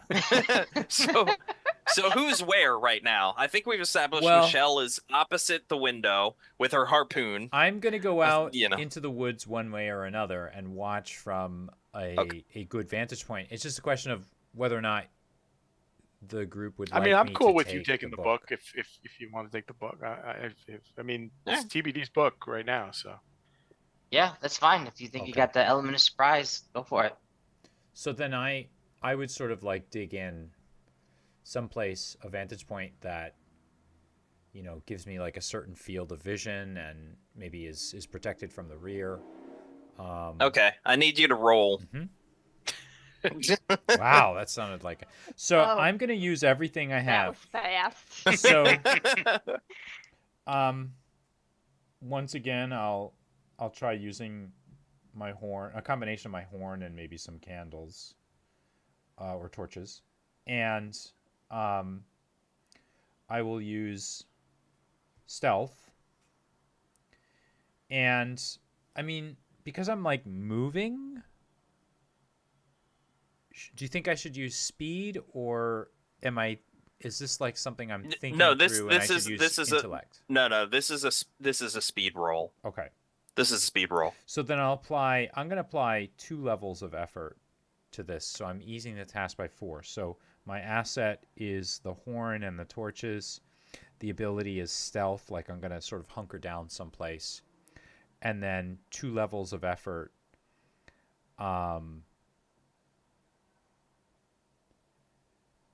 Yeah, 2 levels of effort. So I'm going to be down. I'm spending 6 points. So I'm down to 10 speed. So that would ease No, it okay. by 4. That's gonna really help you. You still have to roll, but Right. not for much. Okay. Well, never underestimate Your Just don't- ability to roll my back. ability to It's like- roll. But if you roll a 7. 1. Okay, 13. There you go. Oh, okay. The monster walks right in front of your face Who's on the what now? and goes past you. Your stealth, you're picking out the right spot, your quietness.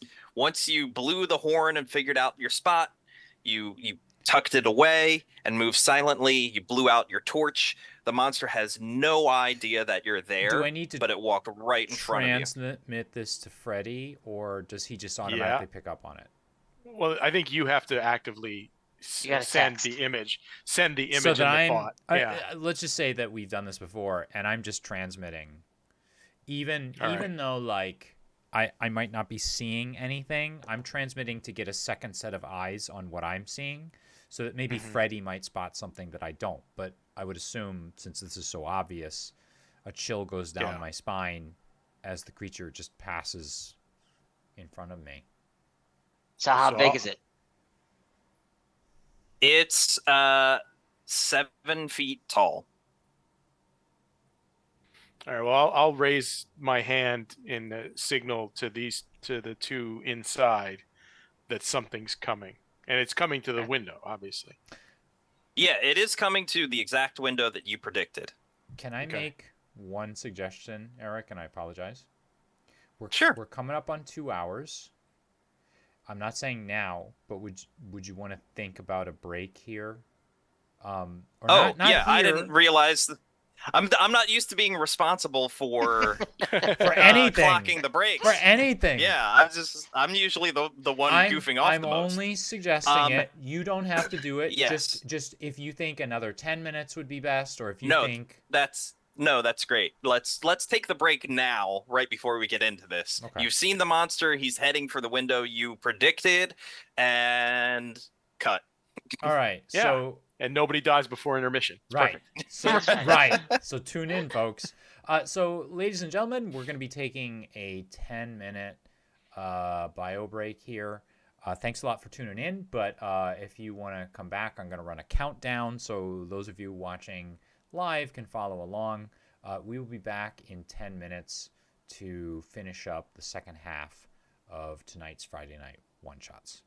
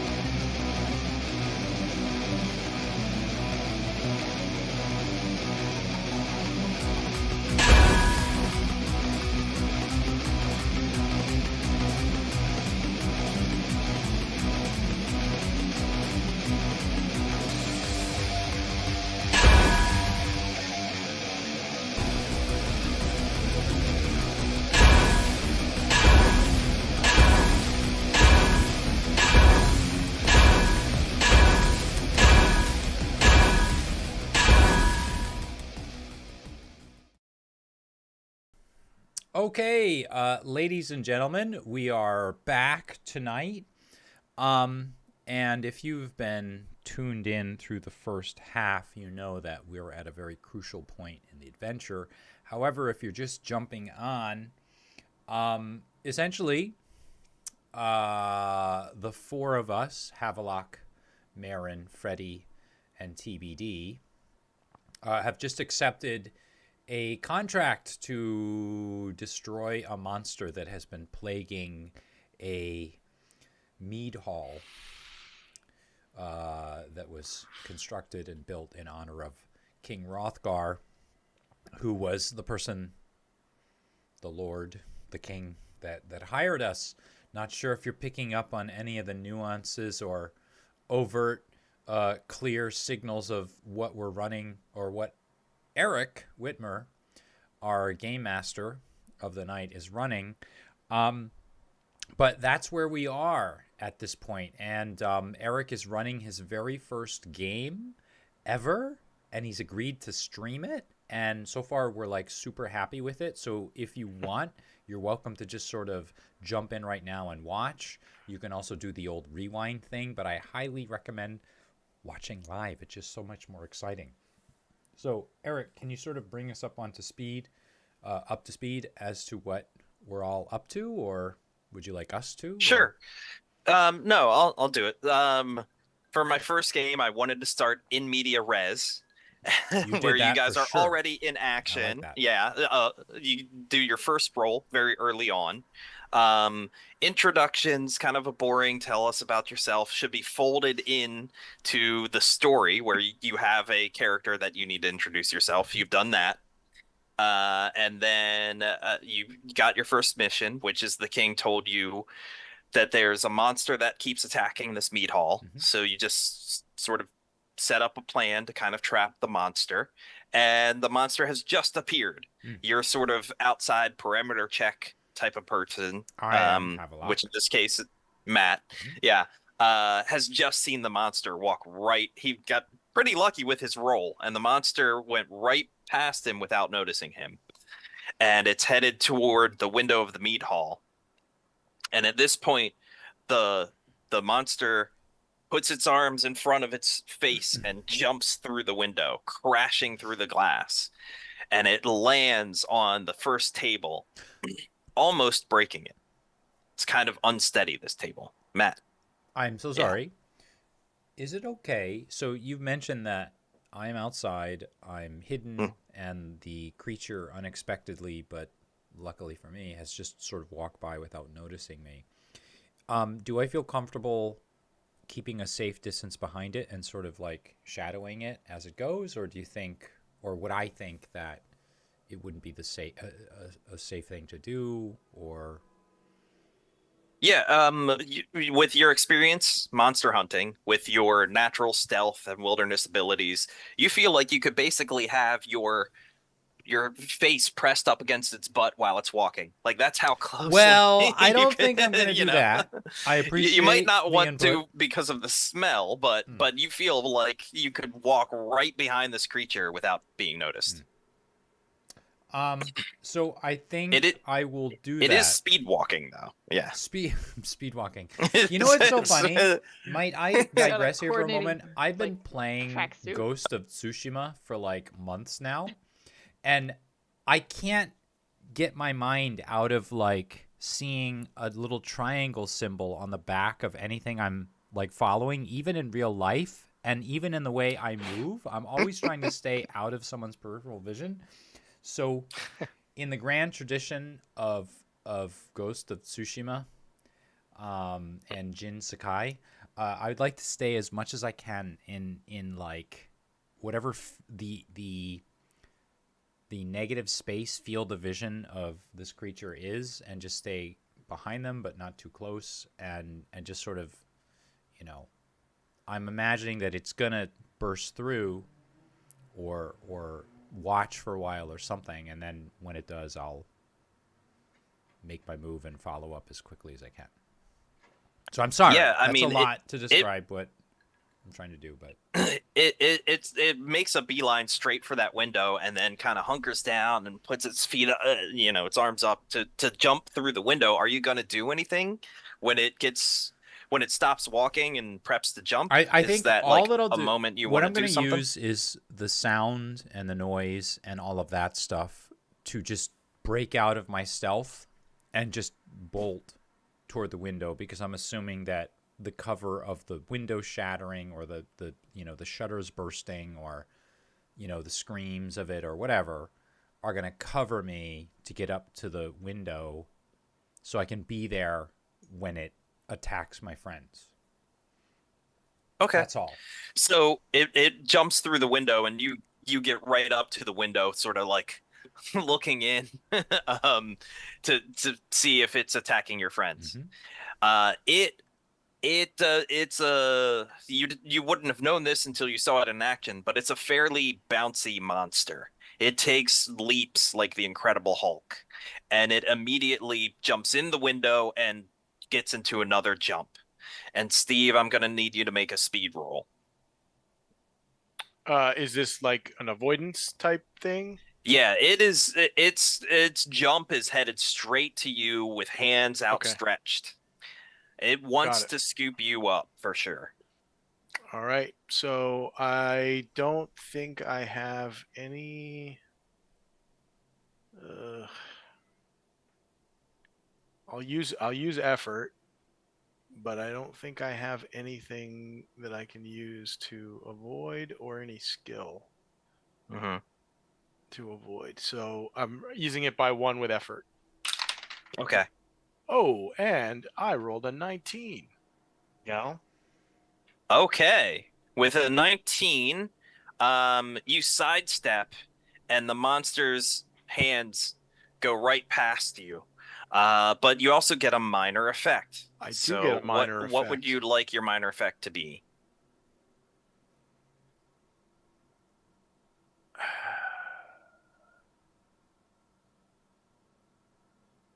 Can I try to use one of my like fishing lines to trip it? Yes, you can. So not only do you sidestep, but you sort of do a bullfighter move with where you wave your fishing line and step to the side and whip it out, and like you're whipping a wet towel, and it wraps around the monster's legs, connecting one ankle to the other knee. And All now right. the monster's sort of like, what? Yeah, hopefully like hobbled a little bit. It probably won't last long. I'm sure he's going to rip through that, but buy us a little time anyway. Yeah, he's a little bit tangled. Cool.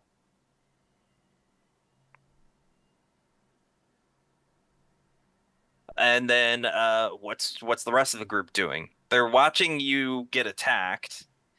I mean, So are we I'm jumping into initiative? I'm assuming that was a surprise attack or whatever. that was a that he surprise made. attack. So now the initiative. I mean, I guess I'm blending game systems. In It's Cypher, okay. does everyone roll for Cypher, initiative? we roll for initiative, correct? Okay. So You have a few and then options, Eric. You can. how do you do the monsters initiative? So Is essentially, that just what you go ahead? you take the monster's level. So if it's okay. like level 4, it's always going to be the same unless there's some sort of reason to like modify it, and you multiply that by 3, and that gives you your target, right? So if the monster's a level 3, then it's the target number is 9. So then what I typically do, but you don't have to, it's an optional thing, is I have everybody roll, and then I take whoever gets the highest, and I allow the team to go. If they, if one person gets higher, I allow the whole team to go in whatever order they want. If they're lower, then I make the team go second. But other people, what they do is they literally look at what everybody rolls and they do it in that order. So it's really up to you. You can do whatever you feel is right for your game, your style, your scene, whatever you want. Okay. Well, Yeah, so I guess yeah, let's just roll. We'll do an order of we'll just yeah. Jared, can you roll first for initiative? Sure. Tell me what your number is. This is like based on speed, right? Yeah. I got nothing else to change it with, so it's just the 14 that I rolled. 14. And Yep. Matt? Yeah, I'm not going to use any speed. Any speed out of my pool. I'm just going to roll 15. Okay. And Michelle?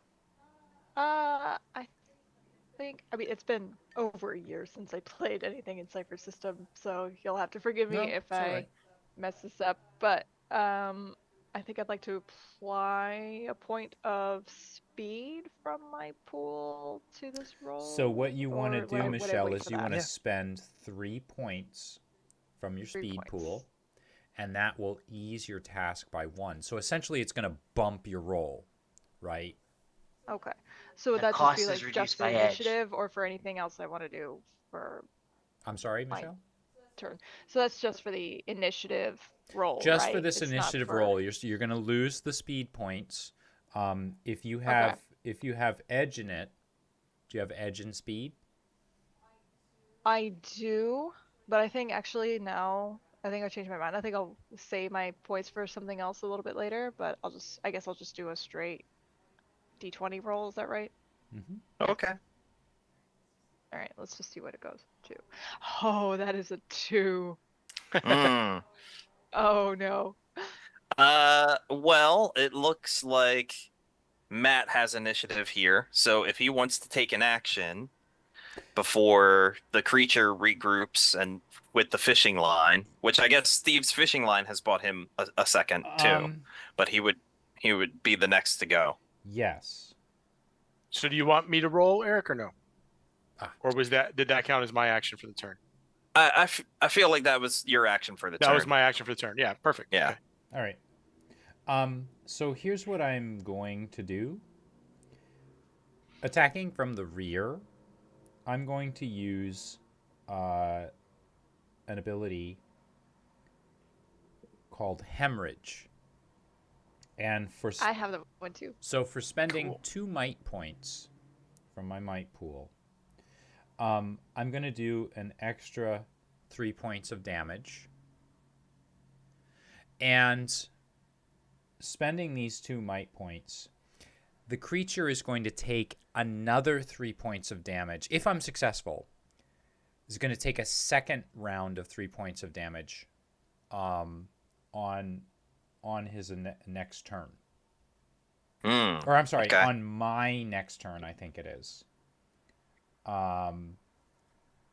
So essentially what happens is I'm getting like 2 attacks kind of. What's happening is I'm Right. hitting him so hard, right? I think it's supposed to be I'm hitting him so hard that like he's bleeding out He's or something. bleeding inside, yeah. Essentially. Yeah. And so even on the next turn, the damage is going to carry over. So if I'm successful, it will take 3 points of damage now, 3 points of damage on the next turn, unless the monster specifically like takes the time to heal or try to, staunch the bleeding or whatever on its next turn.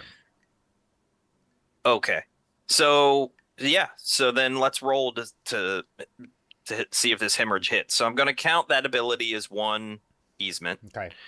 Do you have an asset? I'm assuming whatever weapon you use is your asset. I'm gonna pull out. Not ready for the battle axe yet. I'm just gonna pull out the sword. Okay. Maybe it's the easiest and most accessible, so that will give me my asset. And then I'm going to spend 1 point of might from my might pool because I have an edge of 2 and apply a level of effort. Oh, okay. Right? Yeah. So I'm going from 19 to 18.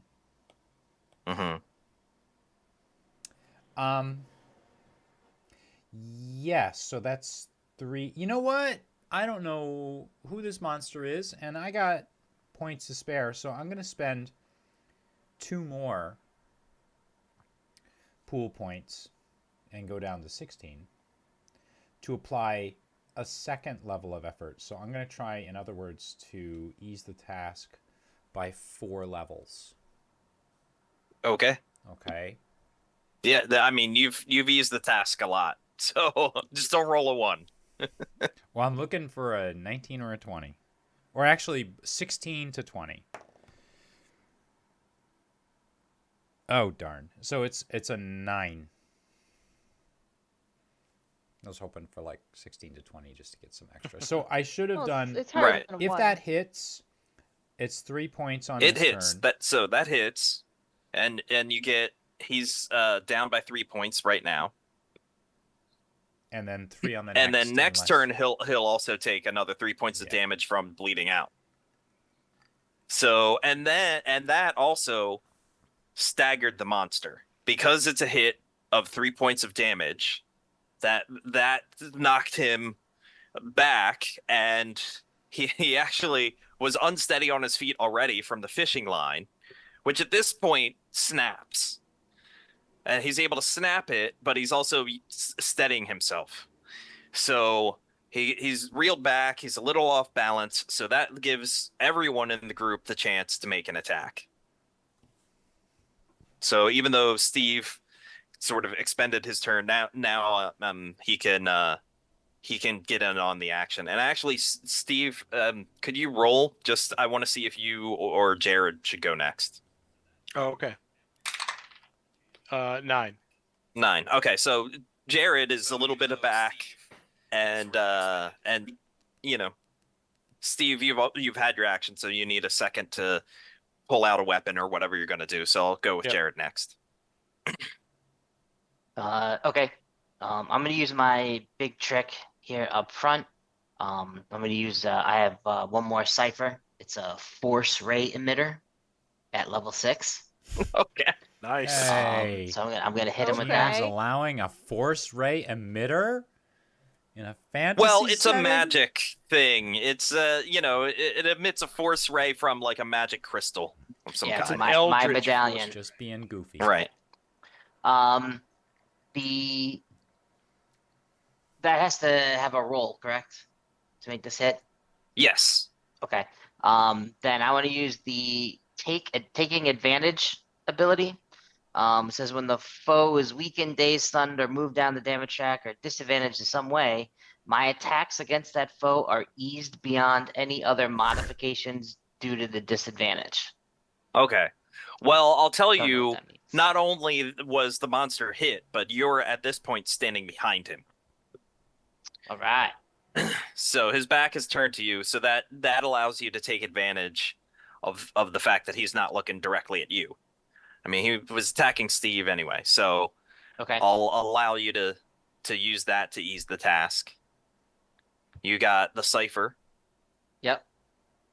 Is The this, last option, I guess, is are you going to apply any effort? is this intellect effort? Yeah, to shoot him with your little magic crystal or medallion, yes, that would be an intellect. All right. Then I will definitely use 1 point of effort on that. Oh, okay. And I rolled a 9. You hit him. And then how much the Cypher description, how much damage does it do? It's per level, and this was a level 6. Oh, okay. So it does 6 damage. Yep. Alrighty. All right. And then Michelle and Steve, you're both kind of at a tie, so who wants to go first? Go ahead, Michelle. That's okay. I'm looking something up real quick, so you can go ahead. All right. So this thing, did this force ray like push him closer to me, further away from me? Where did it- Further away from you. He got Cyclops optic blasted, one stagger step backwards away from you. Okay. Well, good. Then so if he's a little bit further away from me than he was, I'm going to reach into my pouch and pull out a concoction, which was a mixture of whale oil, fish bones, and magical energy, which counts as a Cypher, which is a pressure detonation. Project a small physical explosive up to a long distance away, which I don't need that far. that explodes in an immediate radius, so we should be out of its range. Inflicting impact damage equal to the Cypher's level. Also moves any unattended objects out of the area if they weigh less than 20 pounds. So all the mead goblets and utensils that might have been in the area of the table are going to get smashed around with this detonator. Belt buckles, Yeah. bracers, What? helmets, helms. Well, Matt just hit this thing with a sword. How close do you think he is to this This still? is wonderful. by Well, the but way. he got knocked back by Jared's thing. That's why I was asking if he got Oh, knocked okay. back. Well, I said, but like a step or two. Well, Oh, yeah, yeah, I think well, that's. yeah, I mean, no, if- I think that's fine. Yeah, I mean, if it's in a radius and it's going to hit us, then I'll do something else. But No, it's not that close. Okay. It's not going to take out the group, but Okay. Matt might get the tail edge of this blast. yeah, Matt's He's a hardy tough. dude. Yeah, Plus, I've he's got tough. I He's can pretty heal him fast. anyway. I can heal him anyway. Never I mean, called in sick. me strong. And with your mental connection, are you going to tell him this is what you're doing? Yeah, you know what? Perfect. Duck. Should I cover too? Dasha. So if I can't, Dasha. Oh my God, yeah, that is too much Ghost of Tsushima. Dasha. Yeah, No I one mean, gets that but okay. should give you an easement of your avoidance of my. Yeah, my I blast. mean, if it's okay. Yeah. I mean, w- it's to cinema whatever, here, to right? whatever So yeah, capacity. yeah. we're having a good time here. Eric, I can do it. I'll duck. Yeah. I'll duck. Okay. So then, yeah. So then I'm gonna need rolls from both Matt and Steve. Let's do Sure. Steve first For the detonator, okay. for the detonator. So it's a cipher that you're throwing. Cypher that I'm throwing, and I'll use speed. Yes. Yeah, speed. So I'll use a speed effort, and yeah. Ooh, 18. Rocking. Nice. Okay. So you didn't throw it past the monster straight out the window, which would have been hilarious. or straight into Matt. Right. if you had rolled a 1, yeah, with an 18, not only do you throw it well and get the monster, but you throw it at, like if Matt's here and the monster's here, then this thing lands on the opposite side of the monster. So Matt's not with an 18, Matt's not in danger. You threw it on the Nice. opposite side of the monster. So you hit the monster, Matt is safe. And It's a how many level- points of damage? It's a level 5, so it does 5 points. Okay. So cool. All right. And the only person who hasn't gone is Michelle. Okay, so how's the monster looking? Is he still It's upright? pretty He's rough. Kind of. He Yeah. looks How rough? he looks 1/3 of as healthy as he did before. That's That's very your helpful non-qualified opinion. Right. He's looking a little worse for He wear. looks He's pretty as if ragged. one of his pools were one of his 3 pools were depleted. Yes. You're gonna be looking If his for a energy personal bar at the injury top of attorney the soon. screen. He's got an 1/3 energy maybe. bar above his head. You may be owed financial compensation. Yeah, Um, this guy is definitely owed some financial compensation. You may qualify for a class action suit. He can get that. definitely sue this group for battery. For sure. Probably. Yeah. Okay, so I think I'm gonna just use my harpoon and try to knock him closer to the floor so we can Mhm. maybe so he's less mobile because the fishing line is already snapped. And if he's less mobile, then I'm hoping to kind of run up and thwack him with my club. Good If vocabulary. I can word. do that on this turn or on another turn. Okay, so you're not running up with the club yet. You're gonna harpoon Not yet. first, club later. Yes. Harpoon first, club If I later. had a nickel Okay. for Yeah. every time I said that when I'm teaching at school. Could be your next flirting pickup line, like harpoon first, club later. Woo. It's getting a little hot in here, folks. But that's what Friday Night One Shots is about. It's after hours. It gets a little blue. After hours. All right, so I we're didn't say it we're like rolling that. the harpoon, I guess. So Yes. you're halfway across the mead hall. You're not really that far. You're not at opposite Mhm. corners. Yeah, okay. Go ahead and throw your harpoon. Tell me what you roll. Are you going to Oh, apply any man. effort, use any assets? What did you? I did already roll. Can I just forget that happened and try again? No. Well, just hold on to your roll. Don't tell me the Okay. number that you rolled yet, No. but tell me whether No. you're going to try and ease the task. Do you have any Yes. physical assets? Does the harpoon have a scope on it that helps you throw better, or? It's got a laser sight. It has a counterweight, maybe. Are you applying any effort? Do you have edge and Yes. speed? I do. I have an edge in speed. I also have an edge in might, in case that helps. I'll think about it. And what Okay. else? Do you have any abilities?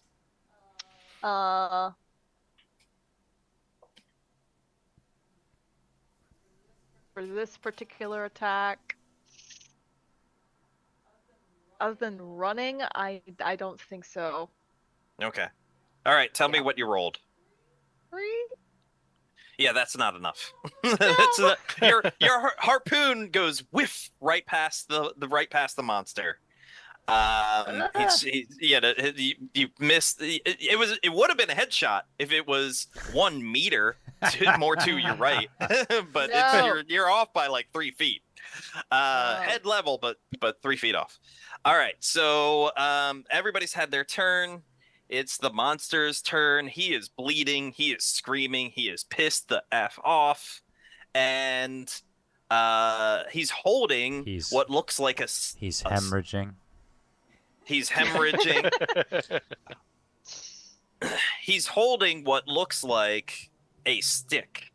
And then he drops sort of like a shake. He doesn't throw it. It stays in his hand, but he sort of like does a shaky motion, and this glowing yellow energy comes out, and you realize it's the handle of a whip, and he starts swinging it around, and he tries to whip probably the person who's closest to him, and I'd say at that point it would be Matt.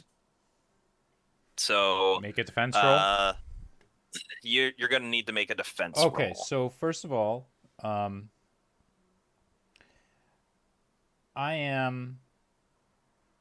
wearing light armor, which should, if I get hit, compensate for 1 point of damage. But the moment I see this whip come out, if it's okay with you, for my defense, I'd like to activate, in meta terms, my Cypher. If this is allowable, I have adhesion, which I have translated in this world to tattoos from the tips of my fingers to my elbows, and then from my toes to my knees, which allow me to cling to any surface, even a horizontal surface, for up to 10 minutes. And what I would like to do is leap out of the way in true Peter Parker discovering his spider sense / stickiness ability tradition toward the nearest wall as high as I can, and just stick to it or cling to it, and just lay my tattoos flat and feel them. I kind of, maybe they're like cilia or something, I don't know, and they stick before falling off after 10 minutes or whatever. Okay, if that's all right. Yeah. I don't know how that would translate as a roll. But you can let me know. I have a perfect visual idea of how this is going to go. I knew the Spider-Man reference would help. I knew right. it. Depending on what you roll, I know exactly what's going to happen. I can tell you the geography of the meat hall, right? He busted in the east wall, the window that which is closest to the main entrance door. Mm-hmm. So that's where you're at. You're kind of like your back is almost to the main entrance door, Yeah. and then you're looking down the mead hall at the king's throne, and would be off to your right. You're kind of facing him, and that's your geography. So you're gonna jump to a wall to try and avoid this whip. Yeah. And okay, so you have the Cypher Yeah. of adhesion. Are you going to? Do you have any other assets or abilities? So I'm just gonna, if it's okay, I'm gonna apply speed effort. Speed effort. Okay. A level of that. I have no edge in it, so I'm gonna deduct 3. Go down to 7. So that's 2. And then if this is possible, this is not an ability, but it's maybe my knowledge from having scoped out the mead hall and the exterior. I kind of know where to jump. Yeah. Is that okay? Okay. I'll give it to you. Okay. So easing the task by 3. I'll roll Okay. my d20. Baby needs a new pair of shoes, etc., etc.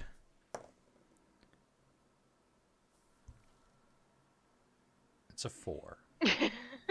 It's a 4. Okay. So what happens is you jump out off to the side and you wind up sticking to the top of the mead hall door. This giant oak door, which then swings in with you on it.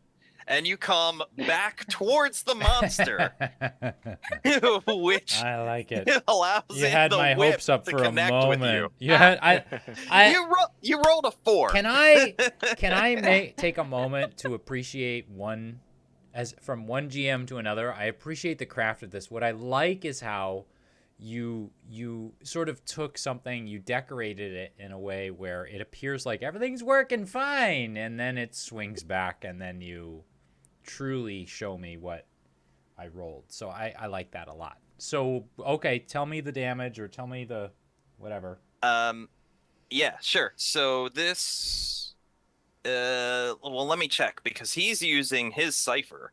So actually you're going to take less damage than if he just bit you. Yeah, that's good to know. Yeah. I need you to roll for damage. Do you have a D6? Oh, I'm going to roll. Okay, so this will tell me what the damage. Okay. This will tell you. All right. Whatever you roll, add 1, and that's how many points I'm going to make a get prediction taken out of. for those of you following along at home. I've been making really low rolls all night. How much do you want to bet this is my only 6 or my only high roll of the whole 5. night? Oh, it's 2. 2. Wow. So then you're going to take 3 points of damage. However, I'm wearing distribute- light armor, so does that bring it down to 2? Oh yeah, 2 points. Okay. 2 points. Yes. Okay. 2 points of damage. Take them from whichever pool you want. Might? Actually. Oh, really? Are you sure? Yeah, because it could be slowing you down by 1 point of damage. So lose 1 from your speed, and you can take 1 from your might if you like. Oh, okay. So I'll do that. So I'm down. I'll be generous. I know. I feel like I'm taking advantage of you. I would actually, if it's okay, I'd like to take it all from might. Okay. Okay, I'm down to 14 in my might pool. Not that So that anyone is was- keeping track. Right. So that was everybody took a turn. The monster took his turn, and he's hemorrhaging, so he's down to a number that's none your business. You wouldn't know how many points. That's for me to track. But And you to find out. that Matt has graciously opened the door for him by hanging on to it.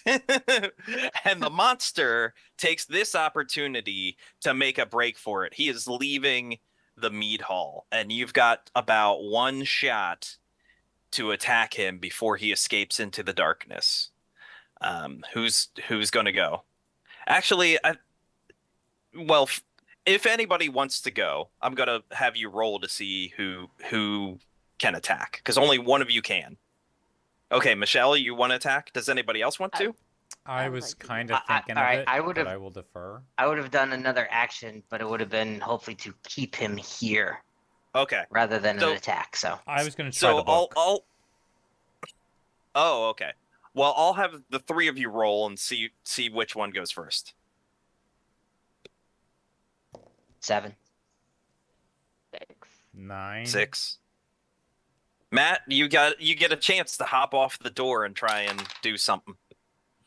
I had 8. From where I'm at, is it possible to just sort of keep my legs affixed to the wall or the door or whatever? Just open the book and recite the 3 words? Yeah, As he's like, I mean, is he going through the door? As he's going through the door. So it part of this, he'll be walking around the door and he'll be on the opposite side of the door from you. So I mean, if you want to try and do it as quickly as you can, I mean, if that's okay. So before he gets on the opposite side of the doorway. So I guess the book is an asset, and then I'll definitely. Oh, I'm gonna use my second Cypher of the night. Perfection. Ooh. The user treats the next action as if they had rolled a 20. Oh, now. Okay. So game changes set match. Ladies and gentlemen, thank you for joining us tonight. We'll see you on the next episode of Friday Night One Shots, where I will do something awesome again. Yeah. If you don't rip his arm off, you're gonna lose your cred as a I English know, teacher. Right. So So Can what I happens is use it.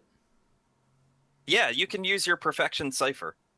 Boom. One of your 20. one of your tattoos you got the word perfect right above your butt.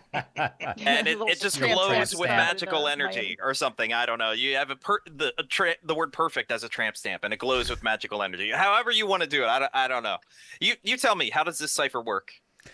Is it a glowing tattoo or what? It comes out of my tattoos, perhaps. Like my tattoos actually guide me, and I give my will to them, and they do what they do, and they move my hands and move my feet in such a way that everything just is natural and perfect and right.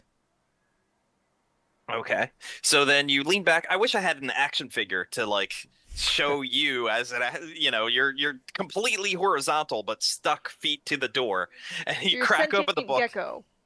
Right. Yes, exactly. And you crack open the book, you point one hand while you're holding the book at the monster, you read the 3 words, and this bolt of amber comes from your glowing yellow hand, and it hits the monster as it's running. One arm is back as it's running, and the glowing amber hits the monster on the elbow. But there's not enough energy to encompass the whole monster. Because, like I said when I read the description, this spellbook of the Amber Mage is for creatures your level and below. So this monster is not trapped in amber. Only its arm is trapped in amber. And as it's running toward the door, its arm gets trapped in amber. It bumps the doorway, and the arm shatters into bits of amber and falls. So now the one-armed monster is just gushing blood, but running off into the forest to get away from you. So you did rip its arm off with this cipher. Yes. It's a level 5 monster, but its arm is, a level 2. Each arm is level 2. It adds up to 5. But each appendage is a lower level. So, so yeah. As it's leaving, I yell out, "Run to your mommy!" Well, that's exactly what's happening. Yeah, it's. I mean, it's running off with an arm missing. So, what do you guys do about that? the only tracker in the group is dealing with an injured son. So what do you, Michelle? Well, before anything else happens, the logical, reasonable thing I do is I gather up the little pieces of shattered amber in order to start a new project with them, which will involve making them into beads. One, turning them into a necklace, and then two, embroidering with beads a little tiny arm. You're pretty hardcore. You use pieces of monster as your arts and crafts project. Some Yeah. people are like, "Ooh, monster! I'm scared. I don't want to touch a dead monster." Ooh, You're like, Stash!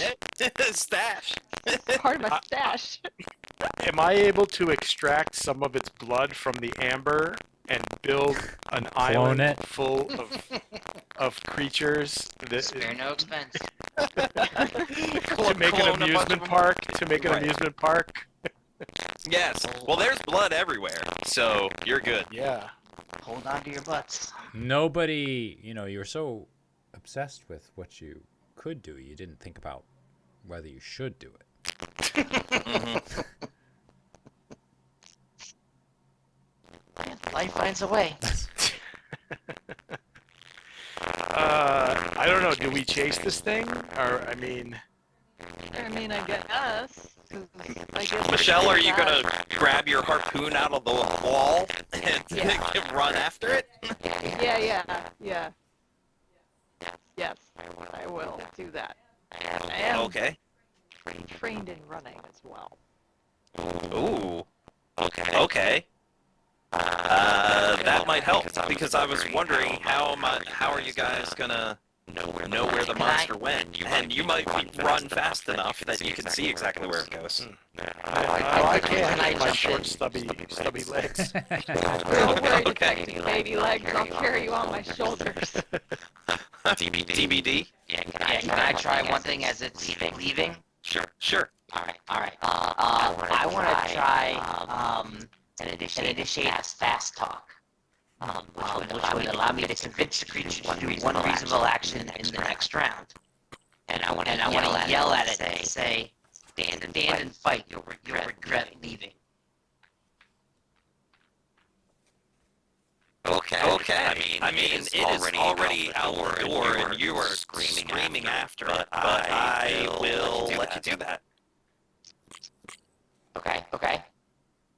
And I need you to roll. So you have an ability.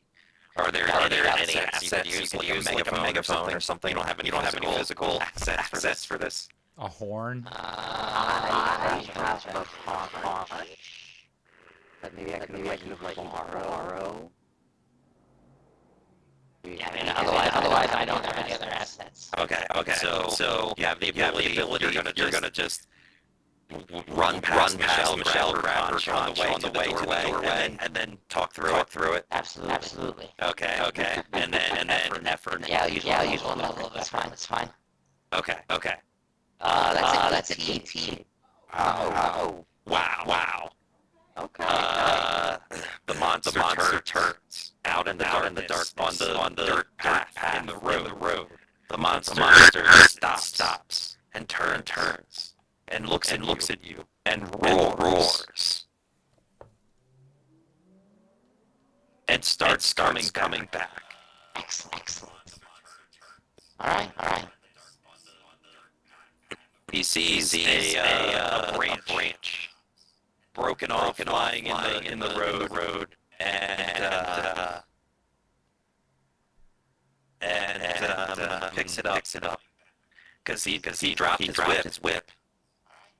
So he's unarmed, but he is ready to smack the heck out of you. with this big old branch. This is a 7-foot monster. So a branch, you can pick up a pretty big branch. Okay. What are you gonna do next? I am going to retreat and let my friends beat this guy up. All right. Well, he takes this branch, and you are clearly framed in the doorway of the meat hall. There are fires and torches and all that, and he, with his one arm, chucks the branch at you like a spear, and I need you to make a defense roll. Okay. I will use 1 level of speed efforts. Okay. I rolled a 13. With a 13, you're barely alive. That spear came right past you. You ducked. You did a matrixy type thing. The spear goes right past your nose. You're looking at it in slow motion, like you barely. Some of the leaves that were still on the branch whip you in the face. Is how close it comes to you, and it clatters to the mead hall. And with that, the monster takes 2 more steps towards you. Okay. And then face plants. As the last 3 points of damage from Matt's hemorrhaging attack take effect. Nasty. Nice. So, according to my math, Matt's hemorrhage was 3, and then another 3, and that's it. This is the last hemorrhaging out. So he's down to 0. This monster is dead. Perfect. Wow. Is he dead, or is he just mostly dead? Right. Because I'm saying it in jest, but also in seriousness, because I'm a kind dwarf. I don't necessarily want him dead. And I He try to, is try no, to he is heal him. he is mostly dead. I mean, All right. yeah. So If there was an ICU, the doctors would be doing chest compressions and administering Dilaudid, but they wouldn't be calling it. well, I'd like to do this. I'd like to call these guys over and say, look, tie him up, and then I will use my healing touch on him. Okay. I mean, you do realize we're getting paid to kill this monster, not bring him back to help. We're getting paid to neutralize this monster. We're getting paid to neutralize this monster. I will tell you, he's so close to death that the order of operations matters here. Like, this monster is dying. So if it's tie him up first and then heal, you have a dead monster. Well, then I'm not. I don't want to heal him to have him kill us. Let me just read healing touch here first. Yeah. Healing touch says, with a touch, you restore 1d6 points to 1 stat pool of any creature. This ability is difficulty 2 touch. Each time you attempt to heal a creature, the task is hindered by an additional step. No, that's fine. Difficulty returns to 2 after the creature rests for 10 hours. So, Well, Steve, okay, I can tell do the you. exact same thing, Steve. what's so that? I can do the exact same thing, so the 2 of us can heal. Oh, okay. Yeah, So, but I mean, the problem is you don't want to heal him too much, do you? Right. No. Yeah. well, I thought yeah. we were paid to kill the monster. That's But what he's we're still currently hemorrhaging, achieving. right? So even if I he- heal him, Well, Yeah, if- you might need to heal him now, and then TBT might need to heal him more in a minute or 2. If you heal him, you know what? I think it only lasts for 1 round or 1 of his turns, because you need to spend more pool points to have it last for another subsequent round.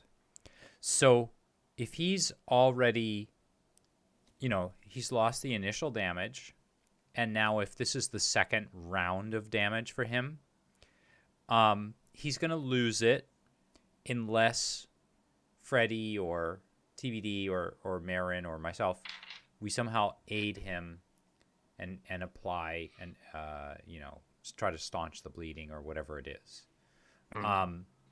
So the damage will happen. He can also optionally try it himself. So it's up to you, Eric. I'm just giving you options and telling you the way the power is supposed or the ability works. But Yeah. I guess the crux is if we try to tie him up, we can't. So I'm gonna go with my character. I'm a kind soul. We don't know what this thing is. He might be misunderstood. If he's a son of Cain, like the lady was saying, maybe he's just misunderstood or he's not part of it. So I'm gonna heal it, and I just tell these guys, be ready if he jumps back up, and if he tries to kill me, he tries to kill me. So Okay. I'm using my action. and he heals for 5 points. 5 points. Okay. He looks at you. He watches you place hands on the stump that used to be an arm.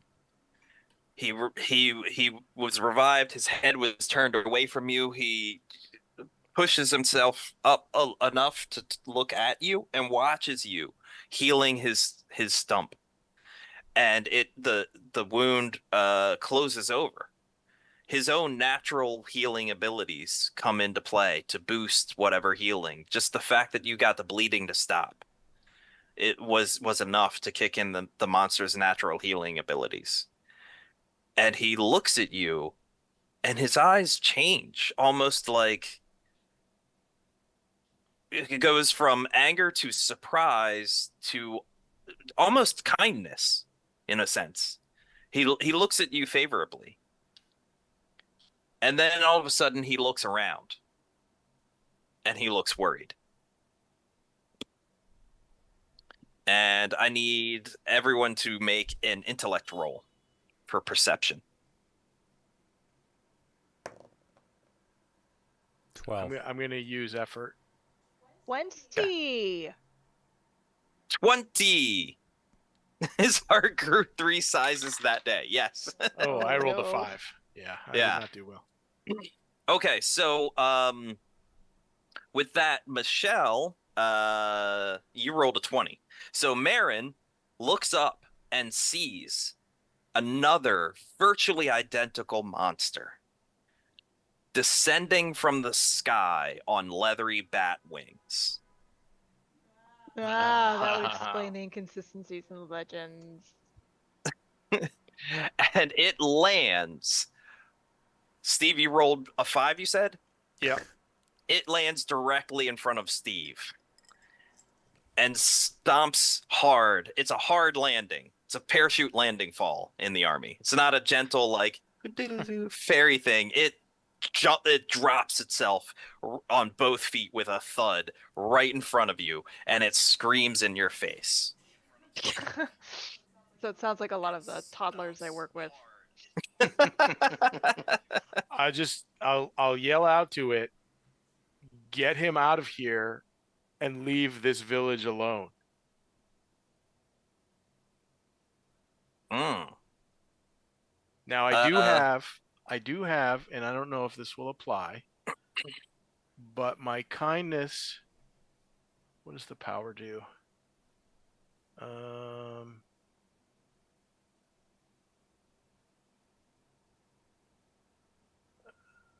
does it say? It says something about like people are more inclined to like react favorably to me because of my kindness. But let's see what it says. Karma. Sometimes strangers just help you out to get the aid of a stranger. No, that's different.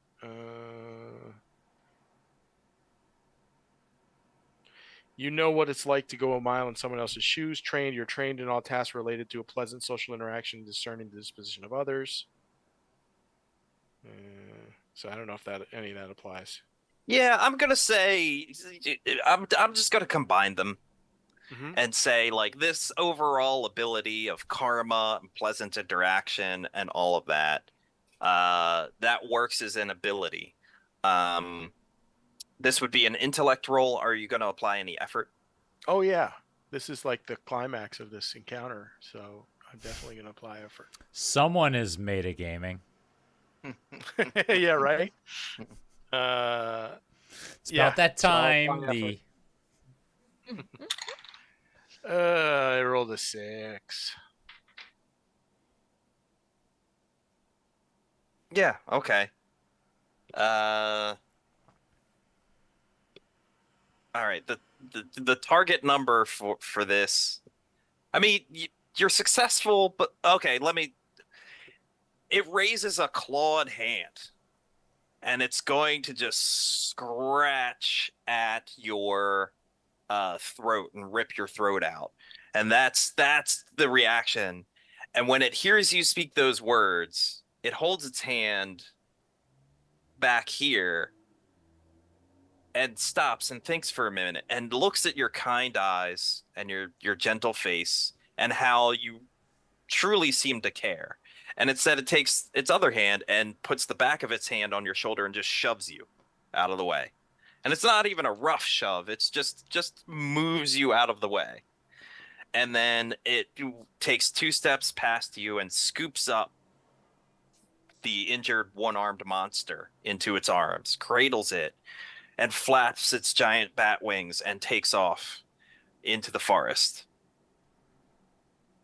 So you watch it. There's a forest here and a beach here, and you watch it fly over the trees, right at the edge where the beach comes up to the tree line, and it sticks to that tree line and takes off into the distance.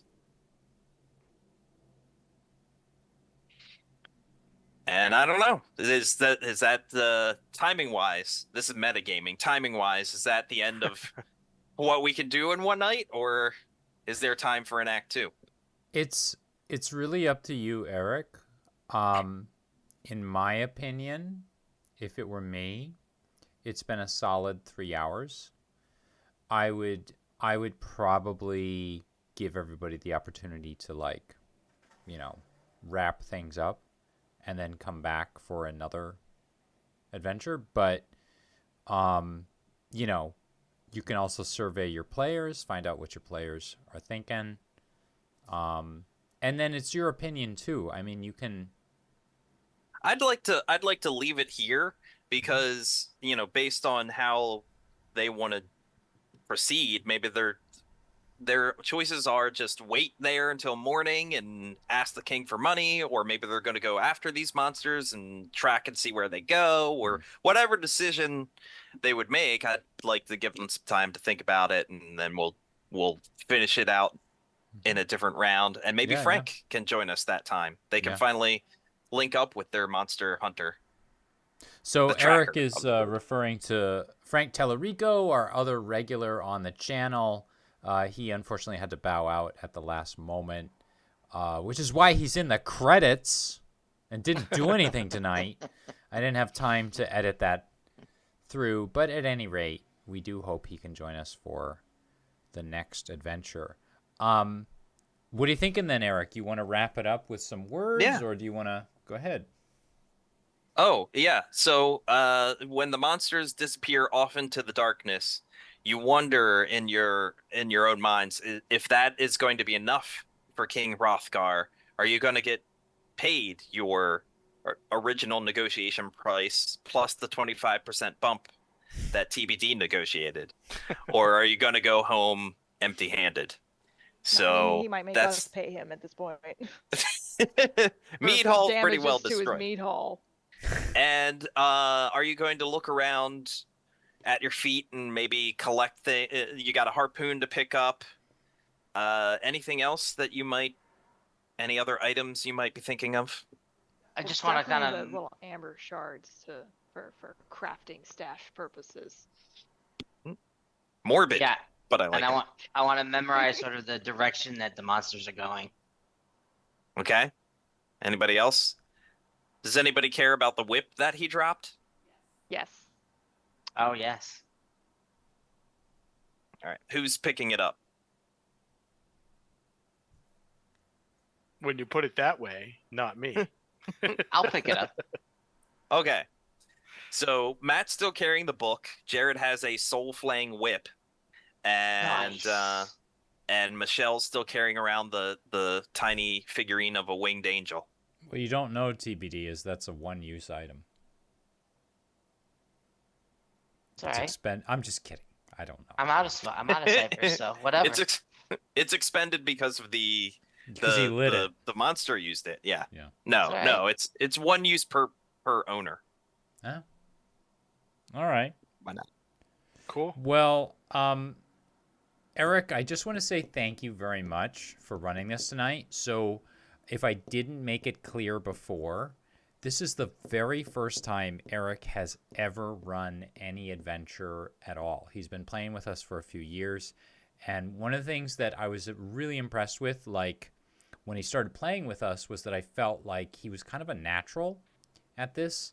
And Eric, I just want to say, I want to take the opportunity. Like, I had a really good time, and again, I think you're like almost a natural at this. So I had a great time. Even if we don't play the next episode, which I know we will, but if we didn't, I feel like I got like a satisfactory kind of circle of an adventure. So I really appreciate it. I also just want to say I appreciate you and everyone else coming on the channel. As I mentioned at the beginning of the stream, I've been really busy. A lot has been going on in my life, and school's been really tough, and I've got a school play, which actually also happens to be Beowulf that I'm putting on with my kids here in Cambridge. And I appreciate the fact that you, my friends, would come on and help me out. Eric, you'd run a game. Because I'm not always feeling the energy. Like, I've got enough to stream and to play, but I don't necessarily have enough to run stuff. So I just want to say thanks to you, Eric, and thanks to, Michelle and Jared and Steve, and for Frank as well for agreeing to come on. But if you guys out there watching in YouTube land enjoyed what you saw, please do think about liking and subscribing, and maybe even sharing. Shares really help the channel out. Getting the word out helps me out. And I think that the I was going to say the people I work with, but I think my friends who come on to play these games really make it a lot of fun. I think they deserve to be seen and heard. For the sort of work that they do playing or running. So please do think about liking, subscribing, and most of all, sharing. We will be back. I'm not exactly sure when for the second part of this one-shot adventure. At some point in the future. It's probably going to be at least a couple weeks. But until then, everyone, thank you all very much for tuning in tonight. Have a great game, and everybody out there, stay safe.